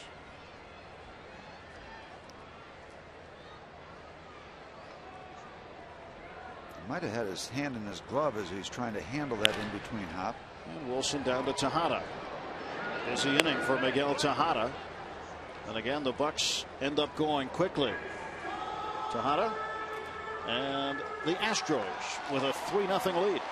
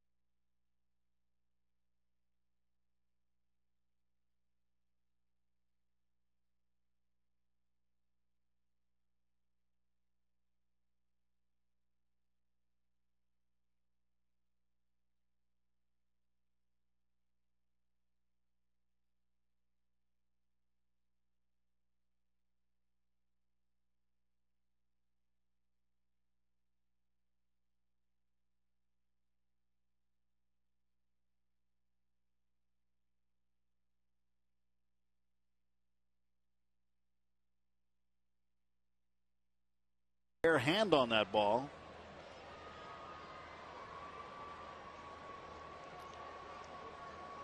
Yep, he got the hand involved in the glove and or the baseball. Might have a stinger. Goes right to the trainer. And he headed up the tunnel after this. Hunter Pence will lead off. Ivan Rodriguez and Jeff Keppinger, those scheduled hitters, against Ross Ohlendorf. That one's high. Pence had a base hit in the first inning and then flying out very deep to left center field. Hit it into the north side notch about 407 feet away from the plate. Nigel Morgan would track it down. Nate McLouth was over there as well. Either one of them probably could have had it, but Niger called off Nate at the last moment.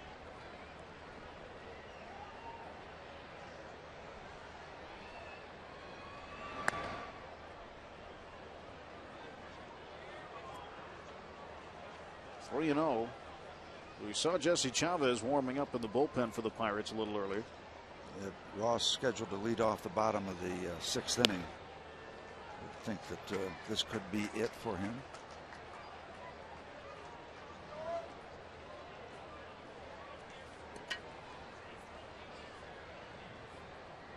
He rocks, pauses, and fires. And that's strike two. Home plate umpire Marty Foster. I didn't know if we're going to get that call, and it did come in time. Takes the count full. 3 balls, 2 strikes. And this one is right back.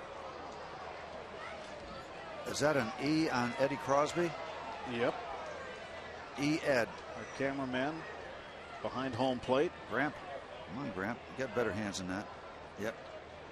Is nice effort. There. I mean, the thought was there. Mm-hmm. Yeah, he does. He's got a job going on there. There's ball 4. It's time for the Coors Light freeze cam here in the 6th inning. And our play we freeze tonight.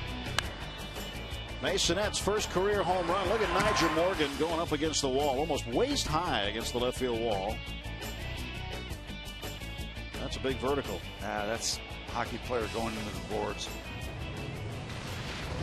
And that is the Coors Light freeze cam, brought to you by Frost Brewed Coors Light, the world's most refreshing beer.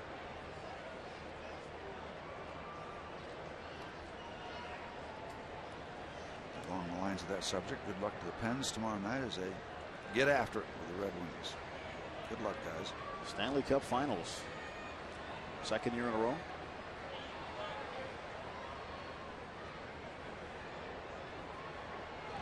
There goes the runner, and a base hit up the middle by Rodriguez. He's got 2 hits.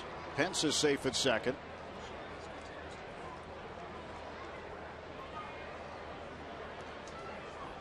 Ivan Rodriguez now 2 for 3.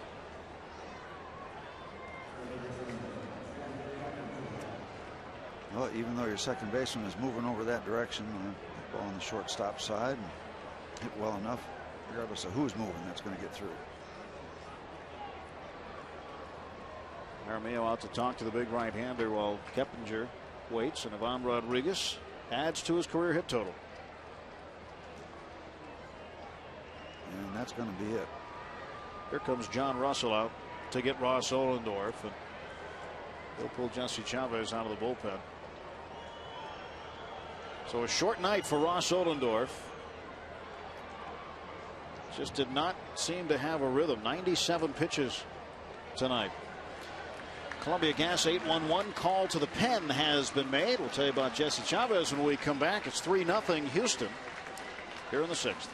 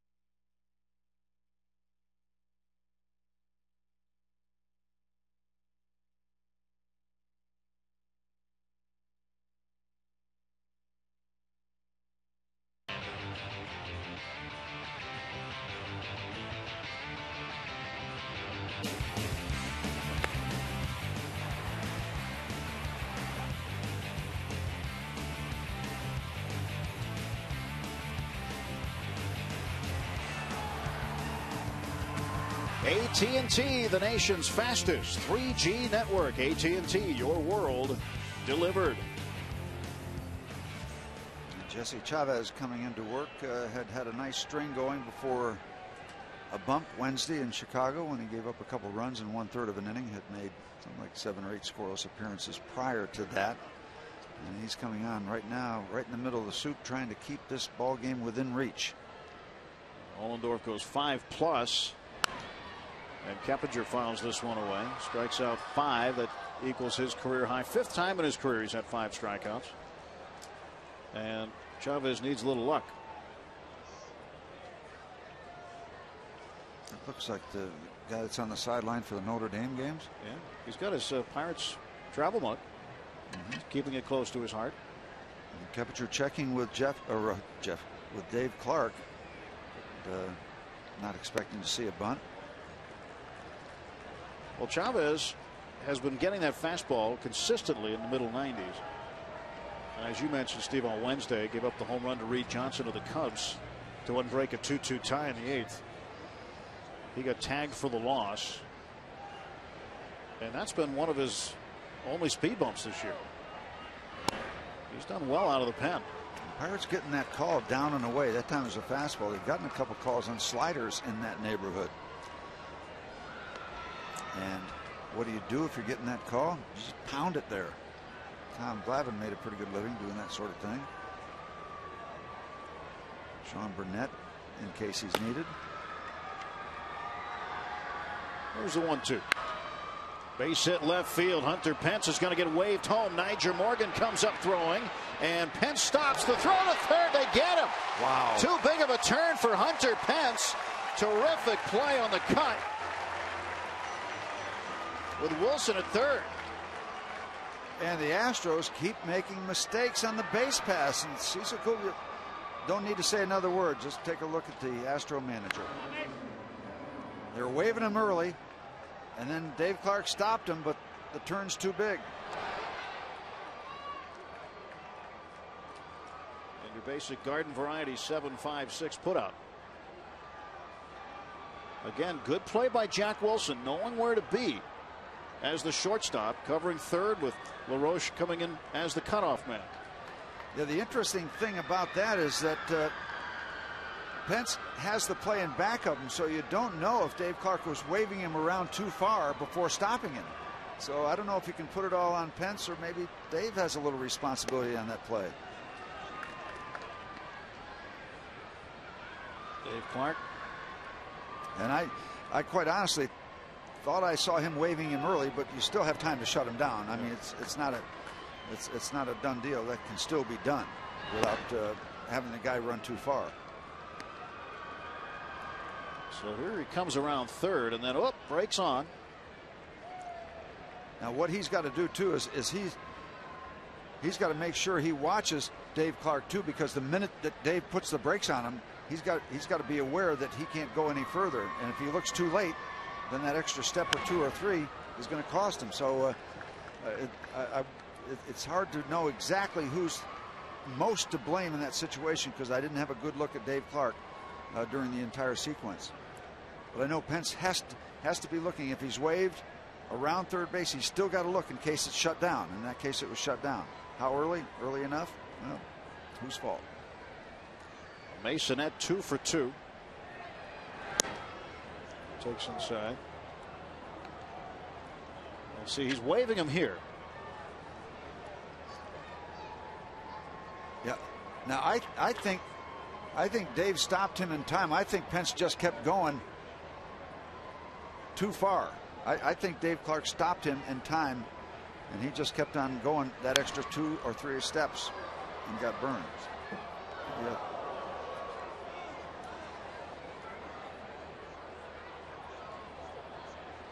Three balls, 2 strikes, 1 out.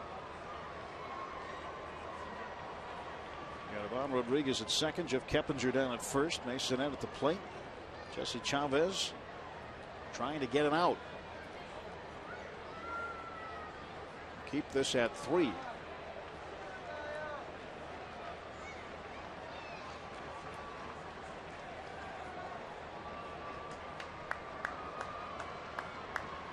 Masonette came into the game hitting 200. Has a double and a home run. 2 runs batted in. And 2 runs scored.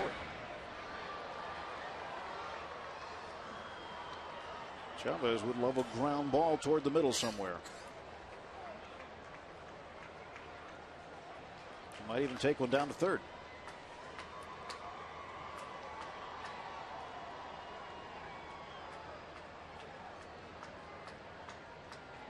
Here comes the payoff. And this one into left field. Niger Morgan's got a long run. He can't get it. This has got to be a couple of runs for Houston. Here comes Rodriguez to score. Keppinger around third. The throw to the plate not in time. A 2-run double. 4 runs batted in for the rookie Edwin Masonette. It is now 5-0. And that ball was hooked by the right-hand batter just enough to keep hooking away from Niger Morgan. It looked like at the last minute Niger might have a shot, but just kept hooking away from him. I don't know if he got a piece of the leather on that or not. Moot point. And Masonette has delivered. And the book now closed on Ross Ollendorf. He'll be charged for Rodriguez's run. Chavez charged for Keppinger's run. There's a ground ball down to short, backhanded by Wilson. And Moeller is out. So Ollendorf 5+, 8 hits, 4 earned runs, 3 walks, and 5 strikeouts.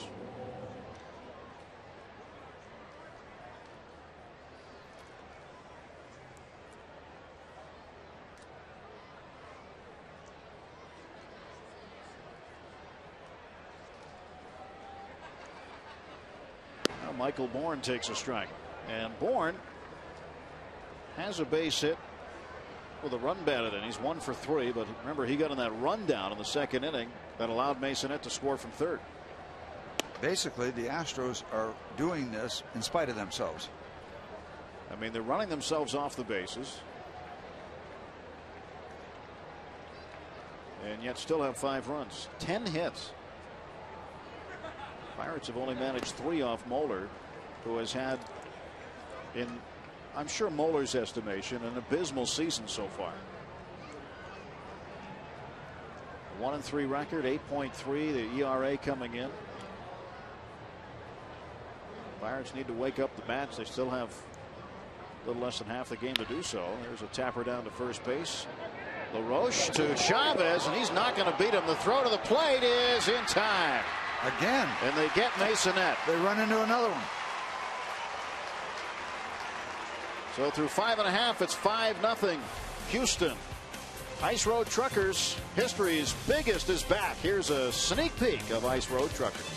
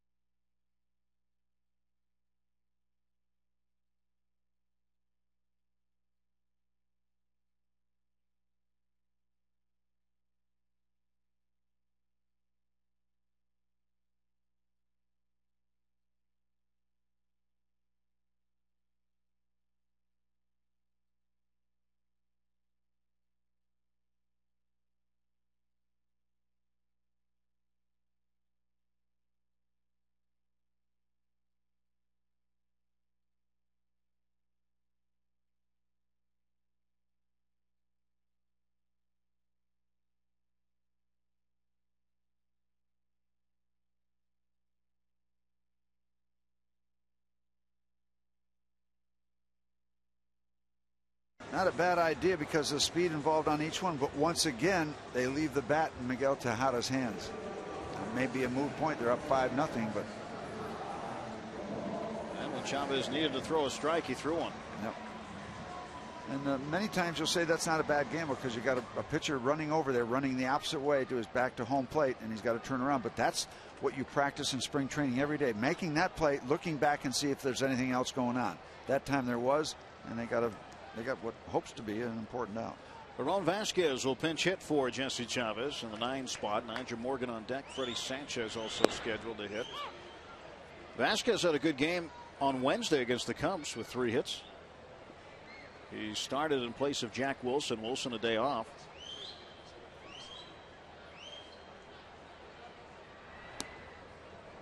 One ball, 1 strike to Vasquez. Well, the Pirates have not had a base runner past second base tonight, Steve. We'll try to find a way to change that here as we get into the latter stages of the ball game. And we've had the leadoff man on what, three of the first 5 innings, but nothing after that. Andy LaRoche last inning led off with a base hit, and then Jaramillo first ball swinging hit into a 6-4-3 double play to kill that. And Vasquez a foul tip. Count even 2-2. Veteran infielder with the Mariners originally and most recently with Texas. Here's Niger. He's got to be somewhat of a table setter. They got to get him running a little bit more. He knows it, but he has been playing it a little closer to the vest at first base when he gets on. And Vasquez lifts this one into shallow right center field, and that's going to get down for a hit. Another leadoff man on. And Vasquez is 4 for his last 5.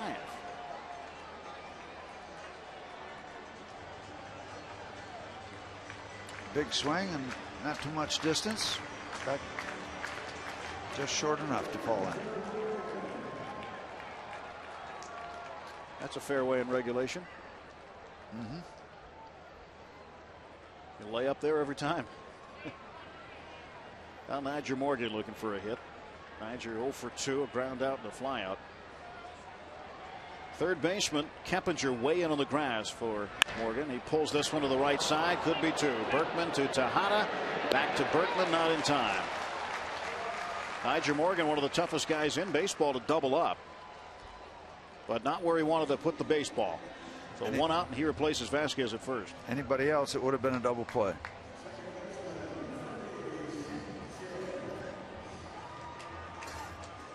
Easy throwback for Tejada, but Morgan just runs too well down the line. Take a look at the play as it hit sharply, but right at Berkman. And you know, the Astros and Cecil Cooper up 5-0, but they're taking nothing for granted. 2 reasons. First of all, Brian Mueller has been struggling previously. He's been terrific tonight, but also when you've lost 7 in a row, you never think you have enough runs. So they're going to keep an eye on him. In fact, they're starting to move around in the Houston bullpen now. They might just be stretching, but they're going to keep a close eye on him. Well, Freddie Sanchez, who is tied now with Miguel Tejada with 17 doubles to lead the National League. Casey Kochman of Atlanta and Orlando Hudson of Los Angeles are behind them with 16. And the Pirates without an extra base hit tonight. Ball and a strike to Sanchez.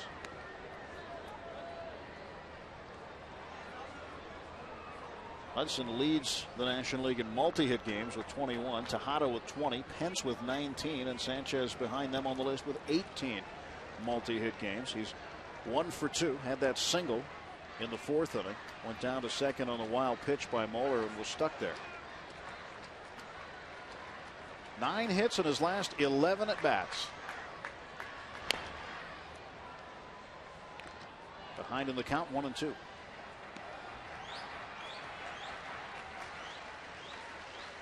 Sanchez was pretty busy on Tuesday after the 6-for-6 game on Monday, Steve. I bet. Everybody wanted a piece of him. Yeah, you don't have those kind of days. What, just in the history of the game, I think 54 people, have had a 6-hit game in 9 innings. You got to score a bunch to get up that many times. And when Stennett did it, it was a 22-0 game. So he might have had, who knows how many at bats. I'm surprised it was just 7. 1 out, Morgan aboard. The 1-2. And Sanchez hits this one down the right field line. Yeah, just a quick look at how close Lance Berkman might have been to first base, and thinking about maybe tagging first and then throwing to second. Here's the ball hit to him. He had to step over a little bit, so he was far enough away. Or I guess 5-0 lead. Make sure you get the first out, and then if you get the bonus back at first base, you'll take it. But he had a ways to come back to first base. Morgan's been stuck on 10 steals for a while. There he goes. And Sanchez hits this one down to the shortstop Tejada. That'll prevent the double play. And Sanchez is out. Yeah, and the Astros will make that deal right now. They'll take that out for the 90 feet.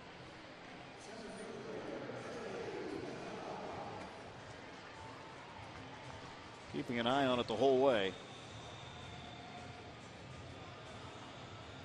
Used to think that many times a base stealer, guy taking off, would just put his head down and just go flat out straight to second base and have that speed and never look. But a lot of guys, they'll look and see what's happening, see what the catcher is doing, and then they'll look and see what the guy receiving the throw is doing. If he lines up on one side of the bag or the other, where it might have the opportunity to create an angle on your slide. He's on the shortstop side, you slide to second base and vice versa. Well, Nate McLeod has struck out twice, once swinging, once looking. He's been mired in a bit of a slump. Had one home run on the road trip to Chicago.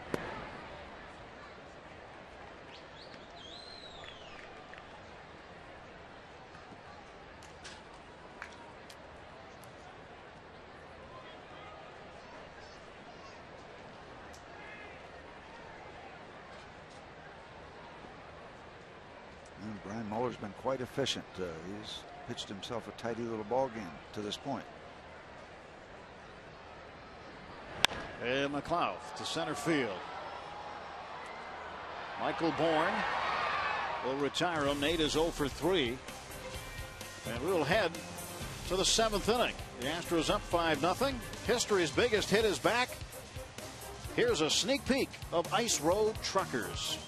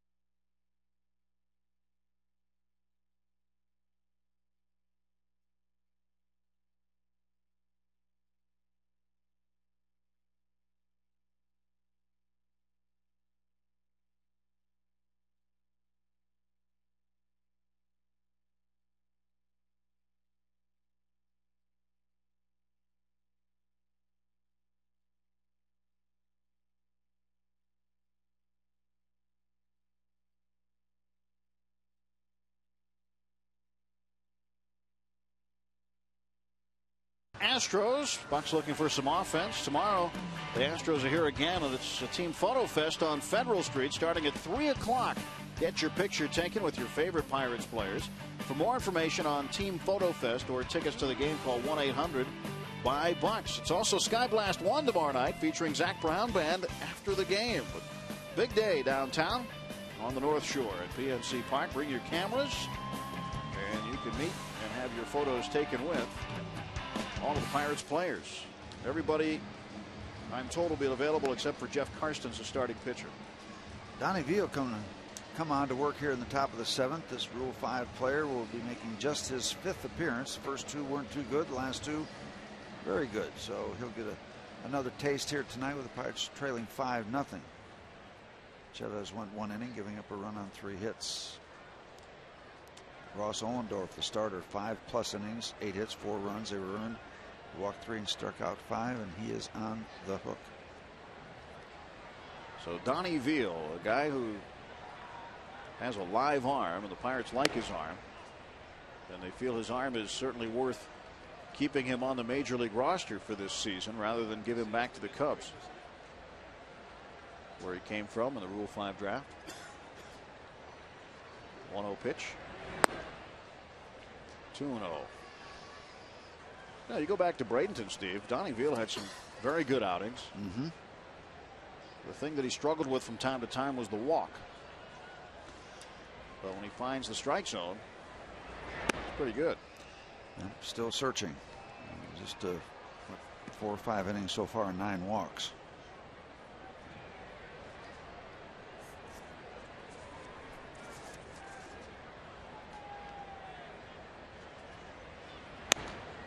And there's a strike. In 4 1/3 innings, 9 walks, 4 strikeouts. It's been what, 3+ weeks since he's pitched in a game. Well, you want to pick your spots for this youngster and let him get his feet wet in the major league atmosphere. 3-1 to right field and down the line. Long run for Moss, and he is going to make the catch in the corner. And that's kind of a treat for Donnie Veal to come back and get a big out against a big time hitter. Boost of confidence as Brandon Moss went over, and then actually had to kind of hold his ground once he got down in the corner.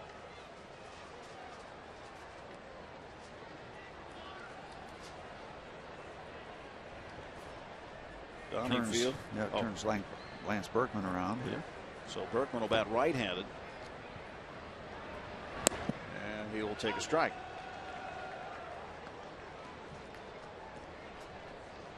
Veal went to the University of Arizona in Tucson. Lives in Mesa now. Also went to Pima Community College in Tucson for spring semester 2005.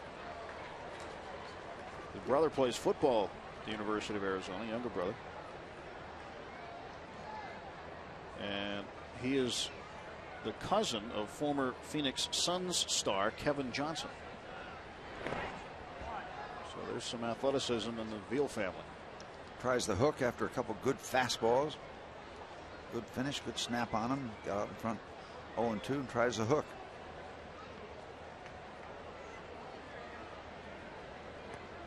Well, offensively, Pirates are running out of outs. 9 left to work with. Try to get 5 runs, and Veal is called on to keep the Astros at bay. Check swing. They'll appeal to first. And Marvin Hudson says that Lance Berkman did not come around. I told you about Marty Foster working home plate. Hudson at first. Crew chief John Hirschbeck is at second, and Wally Bell keeping track of things at third base for the men in blue. 2-2. This one down the line to right. And this one hooks foul.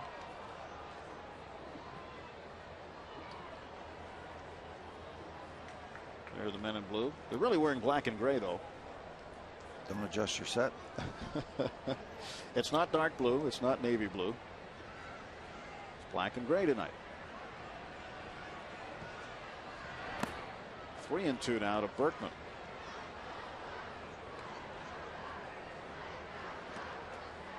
Yeah, those sunflower seeds that Wally Bell's got don't have a chance. Yep, everybody works them. Players, umpires.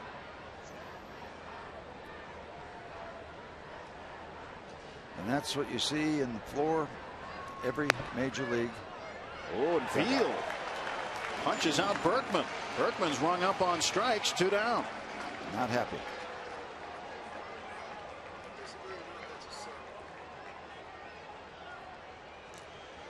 Pirates get the call on the high fastball.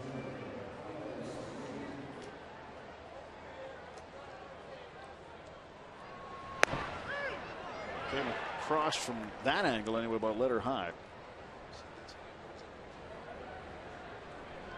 Lance Berkman finishing his protest, and Carlos Lee fouls this one away. Speaking of protests, the meltdown you saw on Wednesday right here on FSN involving Carlos Zambrano of the Cubs resulted in a 6-game suspension. As it should be. But how much does that affect him? He works once a week. Yeah. This one gets away from Jaramillo. 1-1 to Lee. Well, you know, this is Zambrano. And here comes Niger. He doesn't like this call. And Mark Carlson throws him out right here after the bump. Contact is made. And what you didn't see there was Zambrano came back and threw out the umpire. He ejected him. Yeah. But that's how it works. The umpire is not suspended. The player justifiably is. And then Zambrano took the baseball and threw it out to left field, showing fine warning track power with his right arm. And then took a bat and took it out on the Gatorade machine in the dugout. So it was a pretty full house there for Carlos Zambrano. And now he throws him out. Says, you're out of the game. And then Lou Piniella, the voice of reason. Now, how bad is it when you have a calm Lou Piniella being the voice of reason? Well, you got a different kind of a program. Oh, that's off the glove of LaRoche. He backed up on it, and the ball owned him. It's into left field.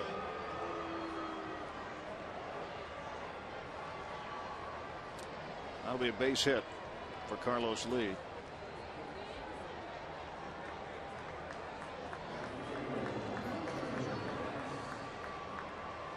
That second bounce just took off and ate him up. Well, first hit given up by Donnie Veal here in the 7th.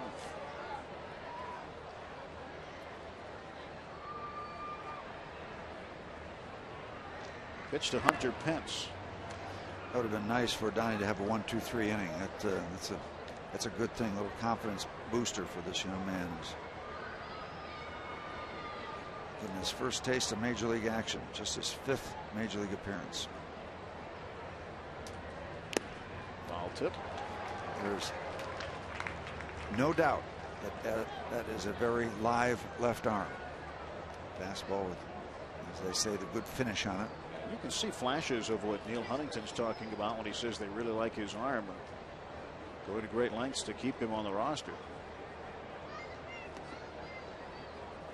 He certainly is not a finished product by any means. He works daily with Joe Kerrigan. Part of his job, and I think the thing that people don't understand about him as a Rule 5 guy, Steve, is part of his job is to come to the park early and work with Kerrigan and get better and work on side sessions in the bullpen and different things and learn how to be a major league pitcher. 2-1. There is more teaching at the major league level than there has ever been in the past, because you're getting a lot of guys up to the major leagues before they are finished products. Still a lot to learn. So your major league coaching staff is absolutely critical. 3-1 foul back.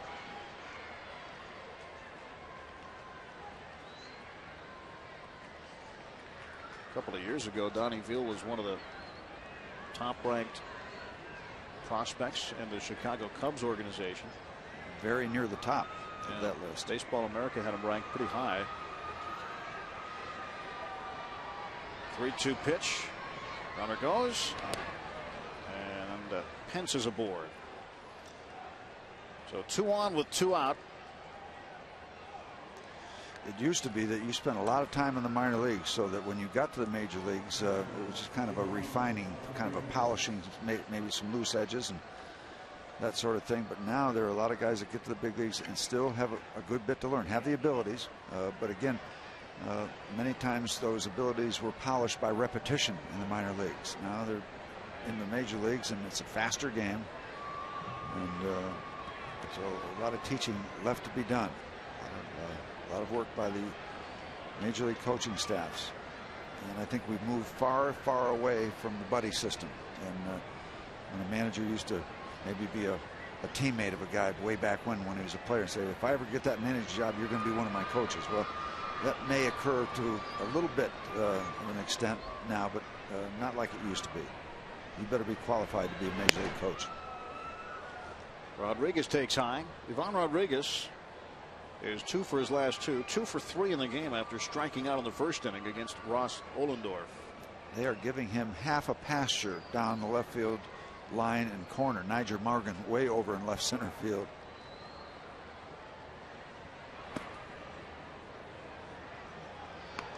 2 balls and no strikes. Well, and you go back a ways too before expansion, before the last 2 rounds of expansion, there are simply fewer jobs. So the guys who were in the big leagues then were major league ready, and as expansion came around, there were a few jobs here and there where guys still might have been in AAA had there not been expansion.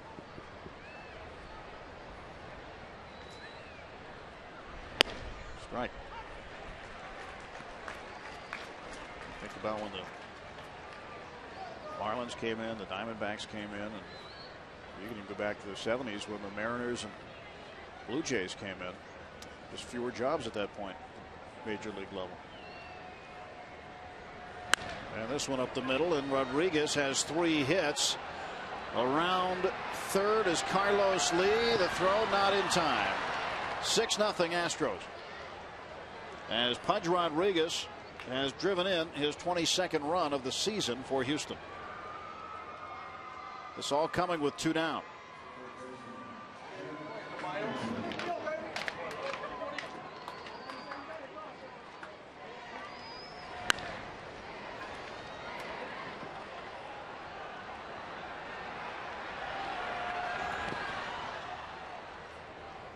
Took Lee a long time to get around third. Big man. He's got a lot to carry around the base paths. So Keppinger, who was the on deck hitter telling him to get down, is at the plate right now. Takes a breaking ball for a strike.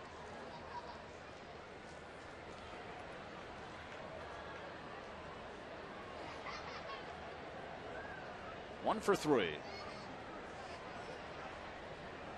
He is flied out and struck out.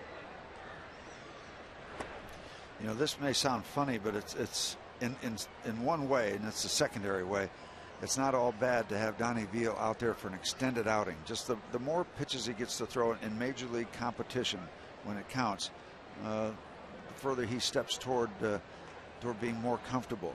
1, 2, 3 inning is great, and it's good for confidence, but also he's getting a chance to work out there and have an extended outing.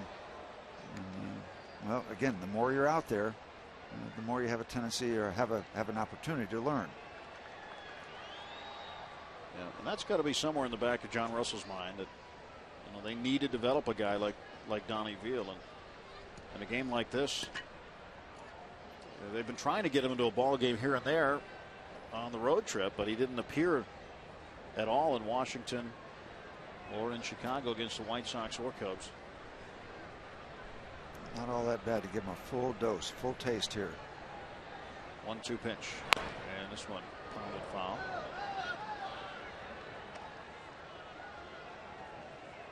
John Russell's job now, try to get those bats to wake up for the final 3 at bats tonight. This game's still very reachable, 6 runs.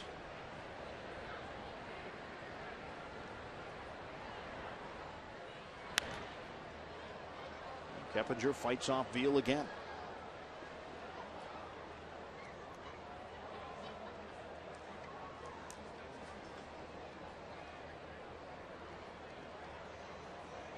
Cubs won again today. They beat the Dodgers, and part of the story coming out of that series now is Joe Torre telling Manny Ramirez if he's elected an all-star, he shouldn't go. And I think most people around baseball might agree with that.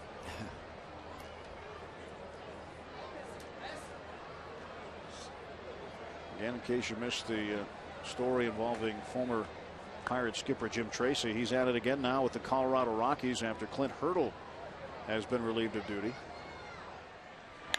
And this one is to short right field, and Freddie Sanchez will make the catch, and that'll end the inning. Another run comes across on a hit, and a couple of runners left. Our score through 6.5 innings: Houston 6, the Pirates nothing. 7th inning stretch brought to you by our friends at Levin Furniture.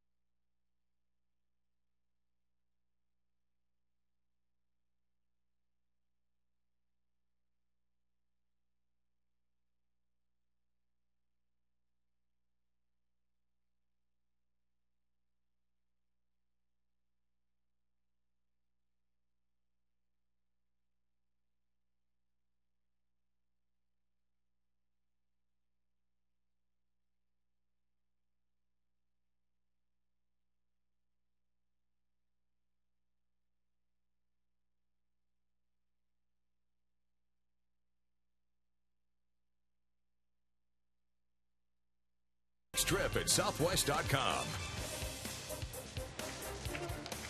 Downtown Pittsburgh on a beautiful evening. Looks like the Clemente Bridge. 6-0. Pirates have only managed 4 hits against Brian Moeller. Moeller, who had the opposition hitting .365 against him this season, is off to one of his best outings. Pirates batting here at the bottom of the 7th, trying to change things. There is still time as Adam LaRoche swings, and he hits this one to deep center field, but the ballpark looks like it's going to hold it. And you saw Michael Bourne saying thank you, thank you, thank you to his teammates in the bullpen who were telling him you have plenty of room out there. Again, a ball that's hit far enough, if you don't hit it straight away center field. Adam LaRoche is 1 for 3. He could be having quite a night, but direction's been off a little bit.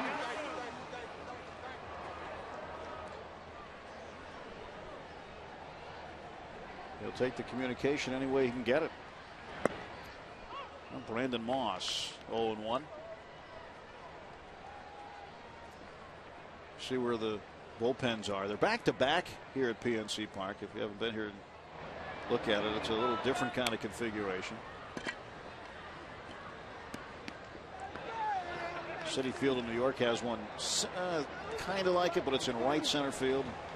Actually, the way it's constructed there, if you're the visiting team, you're in the back bullpen, and you're actually pitching inside when you're warming up because the roof covers everything. Well, Brian Moeller just trucking right along. He's had one 7-inning outing. It came against the San Diego Padres. It was a no decision. He went 7, just gave up 1 run. So he's approaching that mark tonight and cruising.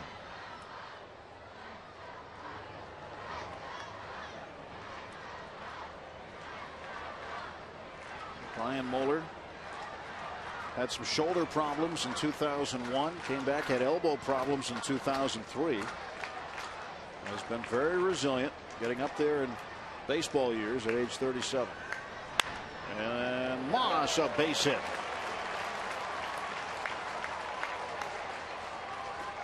Moss is now 1 for 3. Let's check out tonight's leader stat update on our Fox Box, brought to you by Bridgestone Firestone. National League average on the first pitch of an at-bat. The Nationals at .375. The Pirates second in the National League at .373. Comes right behind them. And just as that ball got to right fielder Pence, the call was made to the bullpen. They want somebody ready. This is a very important game for the Houston Astros. You dropped 7 in a row.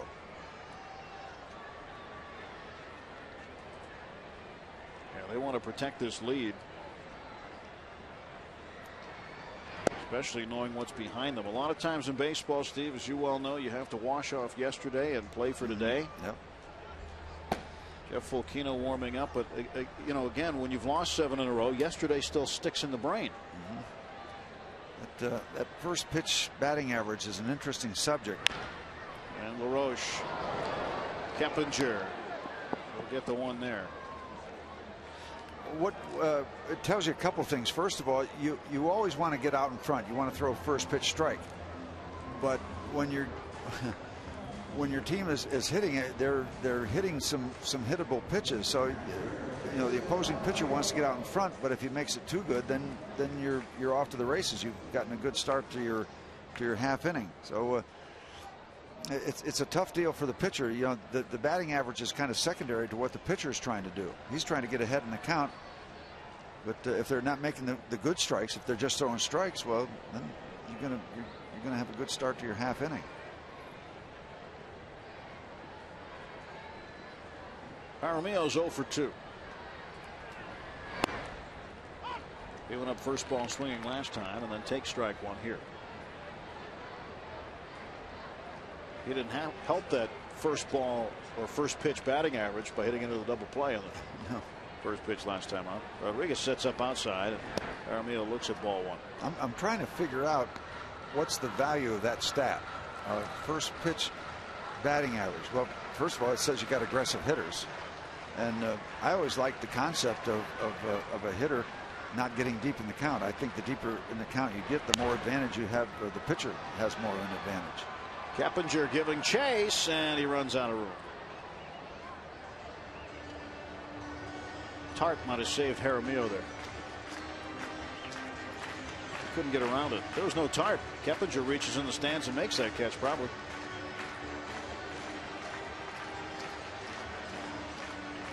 Give an assist to the Tarp.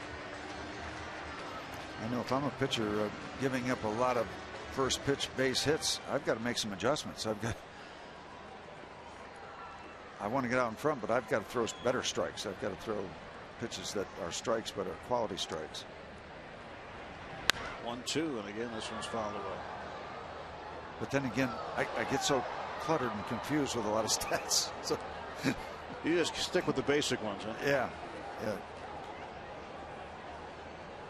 There are so many stats today that the acronyms are hard to keep up with. You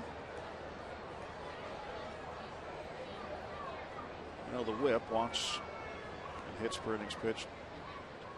It's a pitcher stat. I used to like the Guaribi, GWRBI, yeah. the game-winning RBI. I think they dropped that one. They did, yeah. It's too many initials. It's true. They were running out of space in the newspaper for it, so they had to drop it, save some ink. That's not the real reason. 2-2. And this one ripped down to first base. Berkman stays with it. And the side is retired. We're through 7 at PNC Park. Brian Muller's cruising.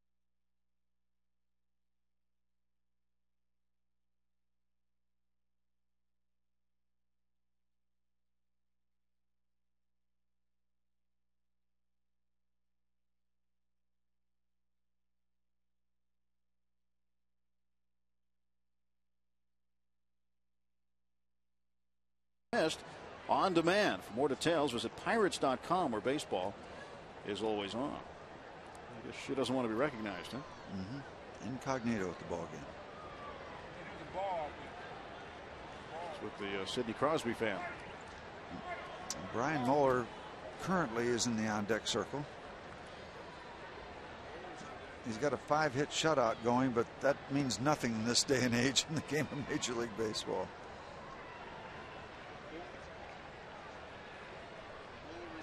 Edwin Masonette 3 for 3. 2 doubles and a home run, 4 runs batted in. He's had himself a week. I'll tell you, the bottom part of this Astros batting order, starting with Ivan Rodriguez. Pence has been busy.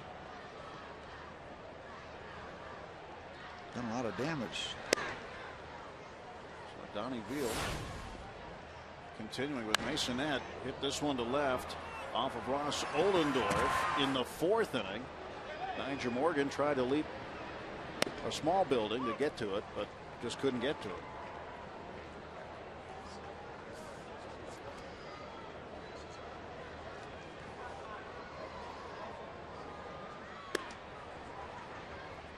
3 balls and a strike to Masonette. Pirates trying to find a way to get this young man out tonight.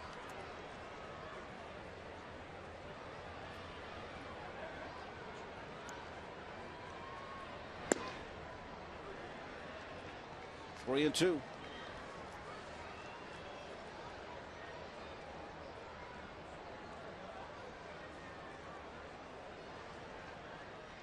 And this one into center field. And this kid is 4 for 4. Amazing.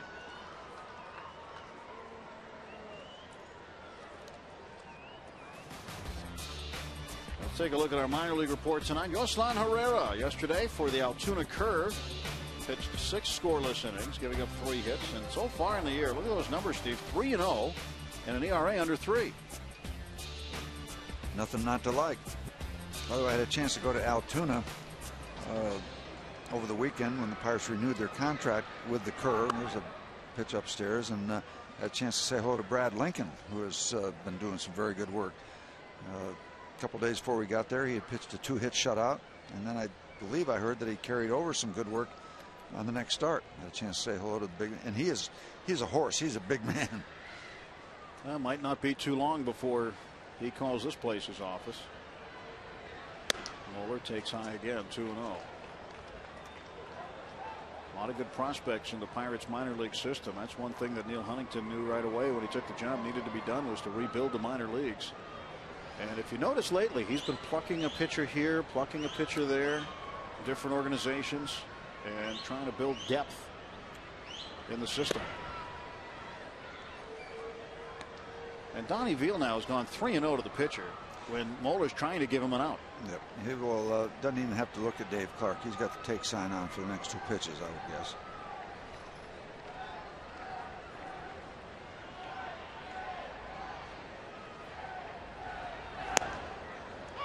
There's a strike. Take 1. Dave Clark, he covers a lot of ground down there at third. I've been watching him. He kind of starts in left field and ends up halfway between third and home as he's giving his signs. He's always on the move. Try to bunt it again, and now it's foul. And didn't take. with a pitcher up there, you have him bunt again with 2 strikes. Dave Clark's a busy man. That might be the first time I've seen him stationary in a while. That's a lot of signs for the bunt still on. I'm guessing. Don't know the signs. 3-2. Nope. And he struck him out. So he came back and got him. That was a tough way to get an out when the guy came up there trying to sacrifice. Yep. And after what? Falling behind 3-0? Yeah. So Beal comes back on him. Here's Michael Bourne. Bourne has 2 hits, but 2 of his hits ended innings. He got in a run down in the 2nd inning after getting a hit with 2 outs and ended up scoring Masonette from second base. And then in the 6th inning, he got a base hit. Masonette tried to score again from second base and was thrown out. Down to third, trying the short way, and they get it. Got that lead runner. And they had to be rather brisk about it too, because a little chop, and got good speed running toward second, good speed running toward first. 2 outs and a man aboard for Miguel Tejada. Top of the 8th inning. Pirates trailing 6-0. 14 hits for the Astros as they have broken out the bats tonight. They have not had this many hits in a while.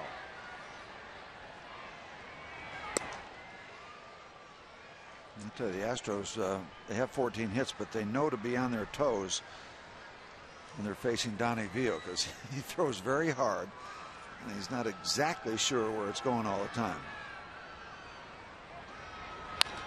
Right down to third base, and there's a nice play by Andy LaRoche. He retires Miguel Tejada, and we will head now to the bottom of the 8th inning. Pirates looking for some runs.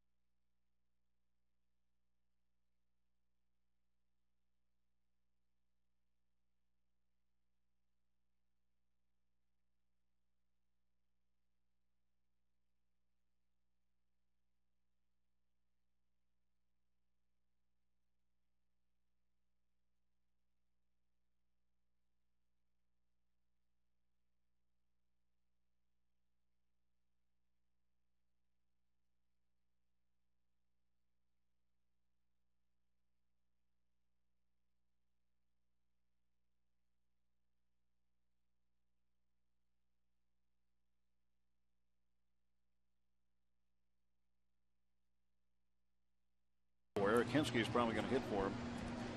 6-0.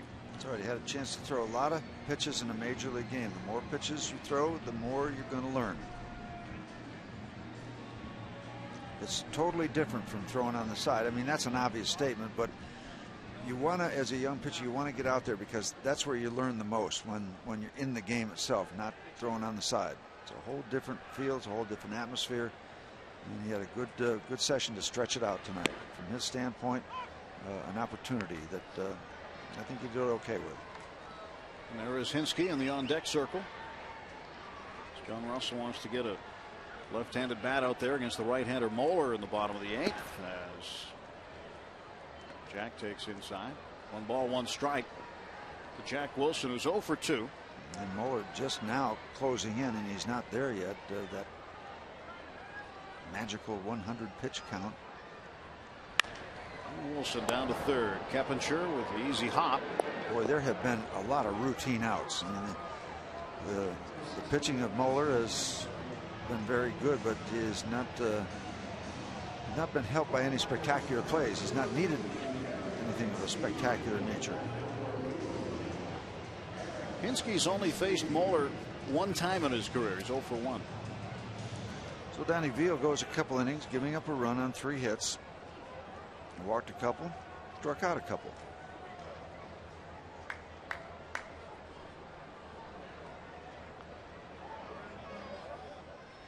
Hinske drives this one into center field, and Michael Bourne waits for it. Seems like everything the Pirates have hit has been right at somebody.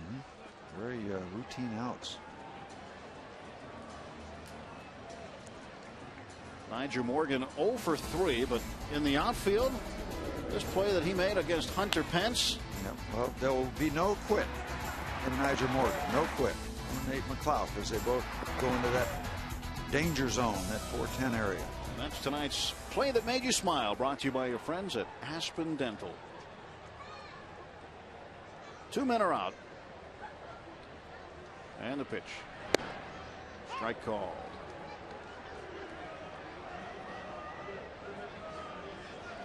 .281 is the average for Morgan now.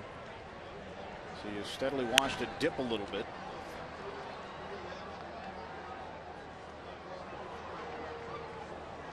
Nothing in 2 to Morgan. The Pirates played the Astros in the opening series at PNC Park this season. They went 1-2. Give Donnie Veal a little more credit. He only walked 1 in his 2 innings of work. Just 1 walk, a couple strikeouts. Correction. High and in, 1 ball, 2 strikes.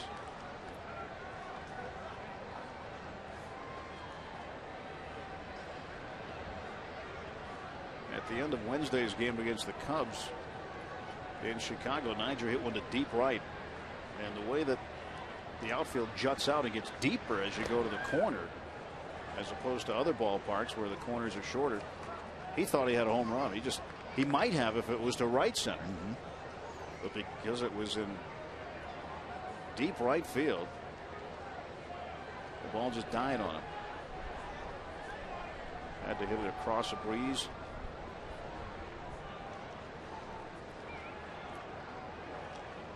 Parrott's distracting the third baseman. How'd you like to have to play third and look at that all game? No.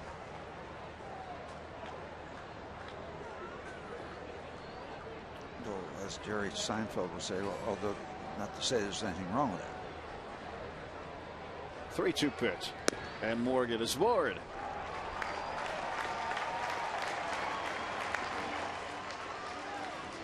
Well, we talked at the beginning of the game about the excellent control of Brian Mueller that has been in evidence tonight. Just the first walk given up against his 4 strikeouts.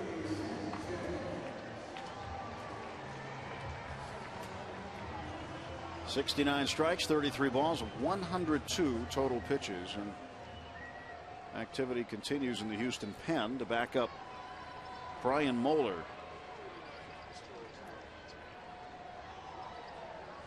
Freddie Sanchez 1 for 3.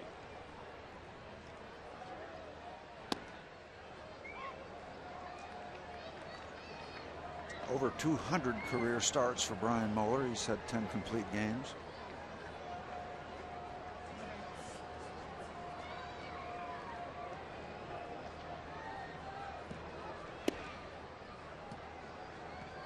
Complete games are going the way of the dinosaur. Not very many these days in baseball. Zach Duke had one in Chicago, but it was an 8-inning complete game and a loss to the White Sox. 1-1. And this one is hit pretty well down the right field line, but it is going to hook into the seats. Down in Freddieville. He'll send a bunch of baseballs down in that neighborhood throughout the course of the home season.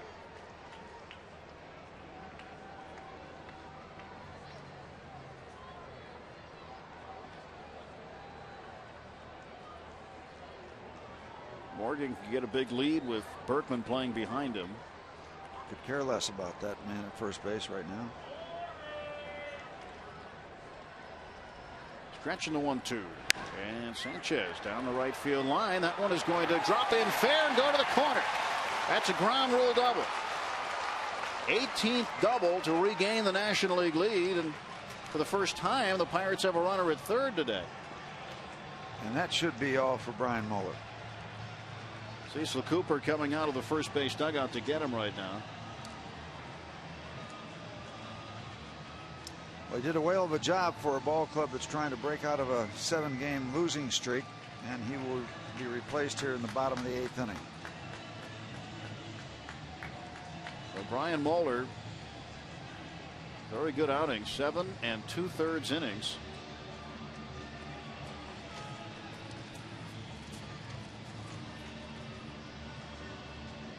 And did he talk him out of it? Oh, he did. He talked his manager out of it. Well, he still hasn't given up a run, and that's I kind of like that. Other side of the equation, of course, but kind of like a guy sticking around. That's that old theory. Hey, it's my ball game. Taking it this far, I'm in possession, and I'd like to see how far I can go with it. Nate McLouth trying to break out of a bit of a slump, takes a strike. McLouth now. I was sure 0 for 3. I'm sure they're going to take him out, and that's just a bad judgment on my part. I looked down, and he's still in there. I respect that. I've gotten conditioned. And McLouth to short left. Justified. Long run for Lee, but he makes the catch. And Moeller's argument worked.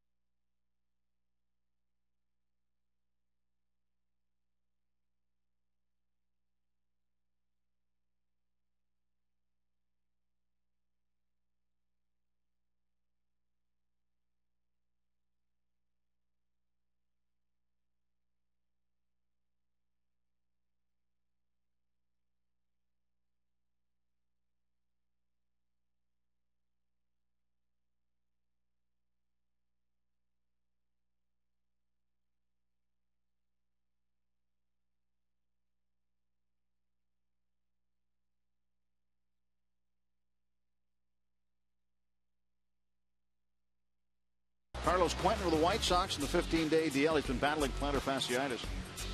Luke Scott, 3 for 3. 2 bombs, 5 runs batted in tonight. Clint Hurdle replaced by Jim Tracy for the time being as manager of the Colorado Rockies. And Evan Meek has taken the mound here in the top of the 9th.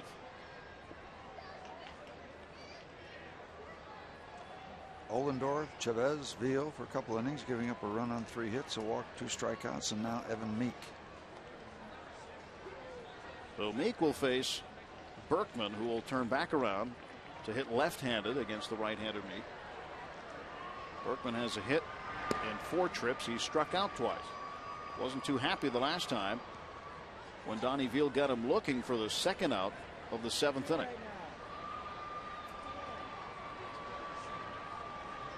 One ball, no strikes, and the pitch. And this one is roped to right center field. It is going to get down and roll all the way to the wall, and Berkman will chug into second base with a leadoff double.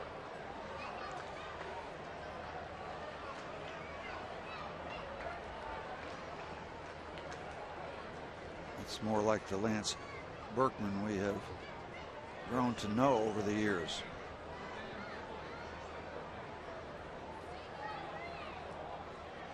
7th double of the season for Lance Berkman. Drove it right to the gap. He's strong enough where if he hits that ball in that direction but doesn't hit it as well, then Nate McLaughlin has a chance to get over there and do something with it. But he's so strong, he just muscles that ball far enough where it's just going to get to the wall comfortably. Strike called to Carlos Lee. And Lee finally got a hit in his 4th trip to the plate in the 7th inning. He'd come around to score. He swings at a good fastball and misses. 0-2. If you're Evan Meek, Steve, what do you do? Shake off that double and just try to get back at it here with the score the way it is? Yeah, I mean, you really don't change your approach. You're probably a little more relaxed than you would be if it's a 1-run ball game. The ball game is very much out of hand. Freddie Sanchez will throw out Carlos Lee, and there'll be 1 out. Down to third base is Berkman. Yeah, Evan Meek's still in a kind of a situation where he is learning his craft and building his confidence to where he believes that he is capable of pitching in this league. And I really strongly believe that to have the true confidence and believe you belong here and you can perform here and you can function here, you've got to have success first. You can think you're good enough, but until you go out there and do it, you're not completely sure. So doing it comes first, and then you feel pretty good about yourself. Hunter Pence, 1 around. That's a strike. Pirates with no more than 1 hit in any inning through the first 8. 6 scattered hits.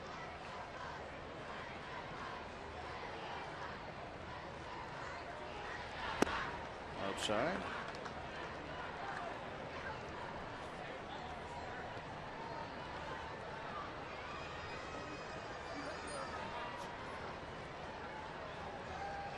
One ball, 1 strike to Hunter Pence.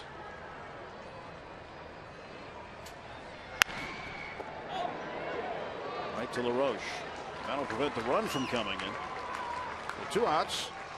And Meek with a chance to get out of here clean if he can get Ivan Rodriguez, who hasn't been got the last 3 times up. He's 3 out of 4.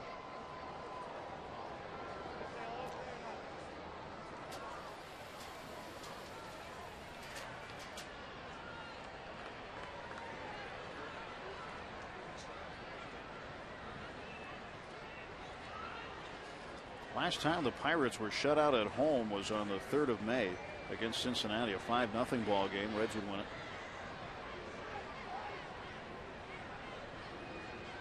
Trying to not be that team tonight. Jack Wilson, throw to first. He got him. What a play by Jack. Jack Wilson getting to that ball in the hole, gloving and throwing in the same motion. And he retires Pudge Rodriguez to the bottom of the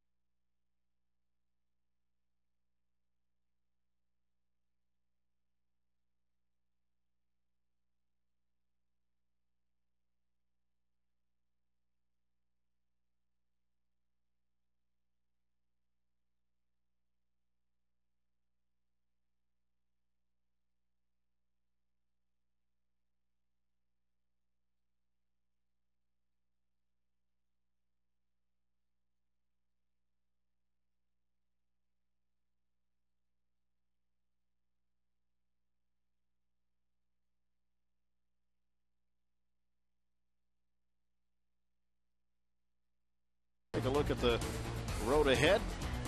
Upcoming games tomorrow and Sunday right here on FSN, and the Mets night games right here on FSN as well, as the Pirates start a 7-game homestand tonight. So plenty of time to come out and see the Pirates, and if you can't make it to PNC Park, watch us on FSN Pittsburgh. That's right. Next Thursday you're on your own. Come on out. That's a getaway day Thursday. Adam LaRoche against Brian Moeller, who goes for a complete game. The last complete game he pitched a long time ago, August 8th of 2000 against Baltimore. Went 9 innings in that one. And his last shutout was on the 30th of August of 1999 against the Texas Rangers. So Moeller has somehow shaved 7 or 8 years off his life here tonight. And shaved a lot off that ERA that came in at 8.31. LaRoche is 1 for 3. He's flat out to center field very deep twice.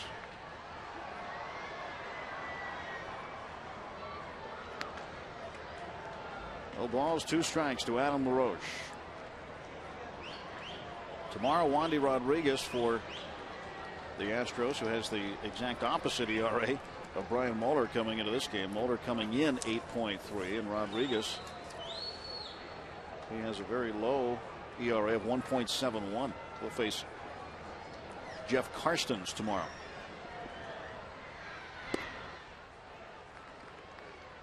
Five singles and a double for the Pirates.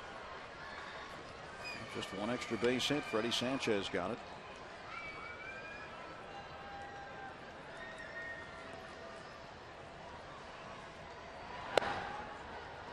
Two and 2 to Adam LaRoche.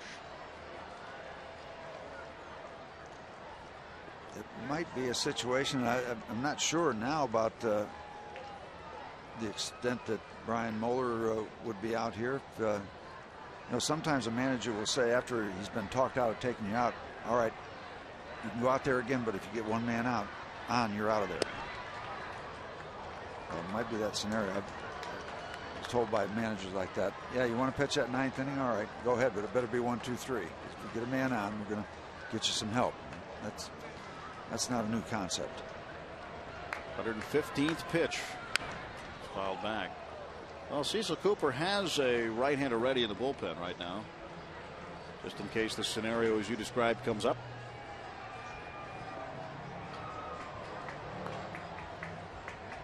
.23 pitches is high in the 4th inning, and his low 7 in the 3rd.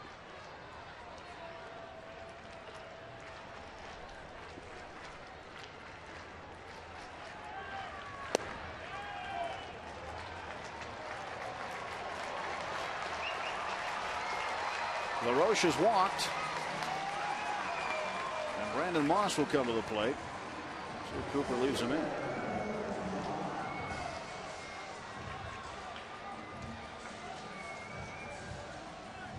Well, Brandon Moss singled his last time up in the 7th inning. Yeah, going to give him a shot here. He's up 6-0. He's worked very hard, and well, this is what every starting pitcher that's been around a while wants. Give me a chance. Sort of a throwback performance tonight by Moeller. And Cecil Cooper appreciates the effort. He does. Or he wouldn't still be in there.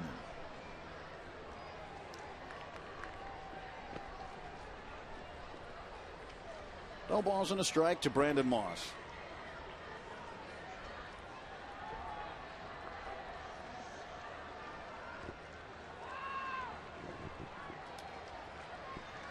Oh, 1 pitch. That's in the dirt.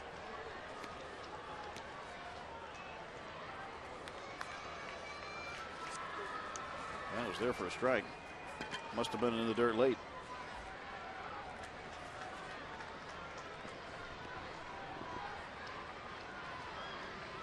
This one is into left center field, and Carlos Lee, a long run, will make the catch for the first out of the Pirates' 9th. Well, Moeller's been helped by 1 double play. That was in the 5th inning after Andy LaRoche singled. Armia to hit into 1. Other than that, a lot of routine conventional outs.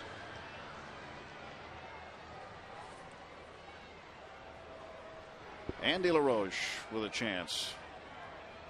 Pirates have stranded 6, but it's been scattered. And LaRoche hits one to left center field. And this one's got legs. And this one is going to be in the notch. And did it bounce over? It did. So that'll prevent a run, perhaps. A couple more hits for Andy, and that ball was tattooed. That ball was hit a long way and got out to the 410 sign very, very quickly. 12th double of the season for Andy LaRoche. And now second and third with one out for Jason Jaramillo. I mean, he got good wood on this one. Yeah. And this could be it. He skipped off the side of the bullpen.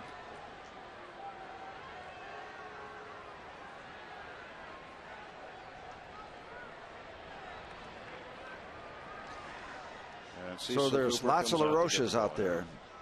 You going to try to talk him into it again? Well, he's deliberating. And he says, I've got a guy ready. And he has successfully lobbied again.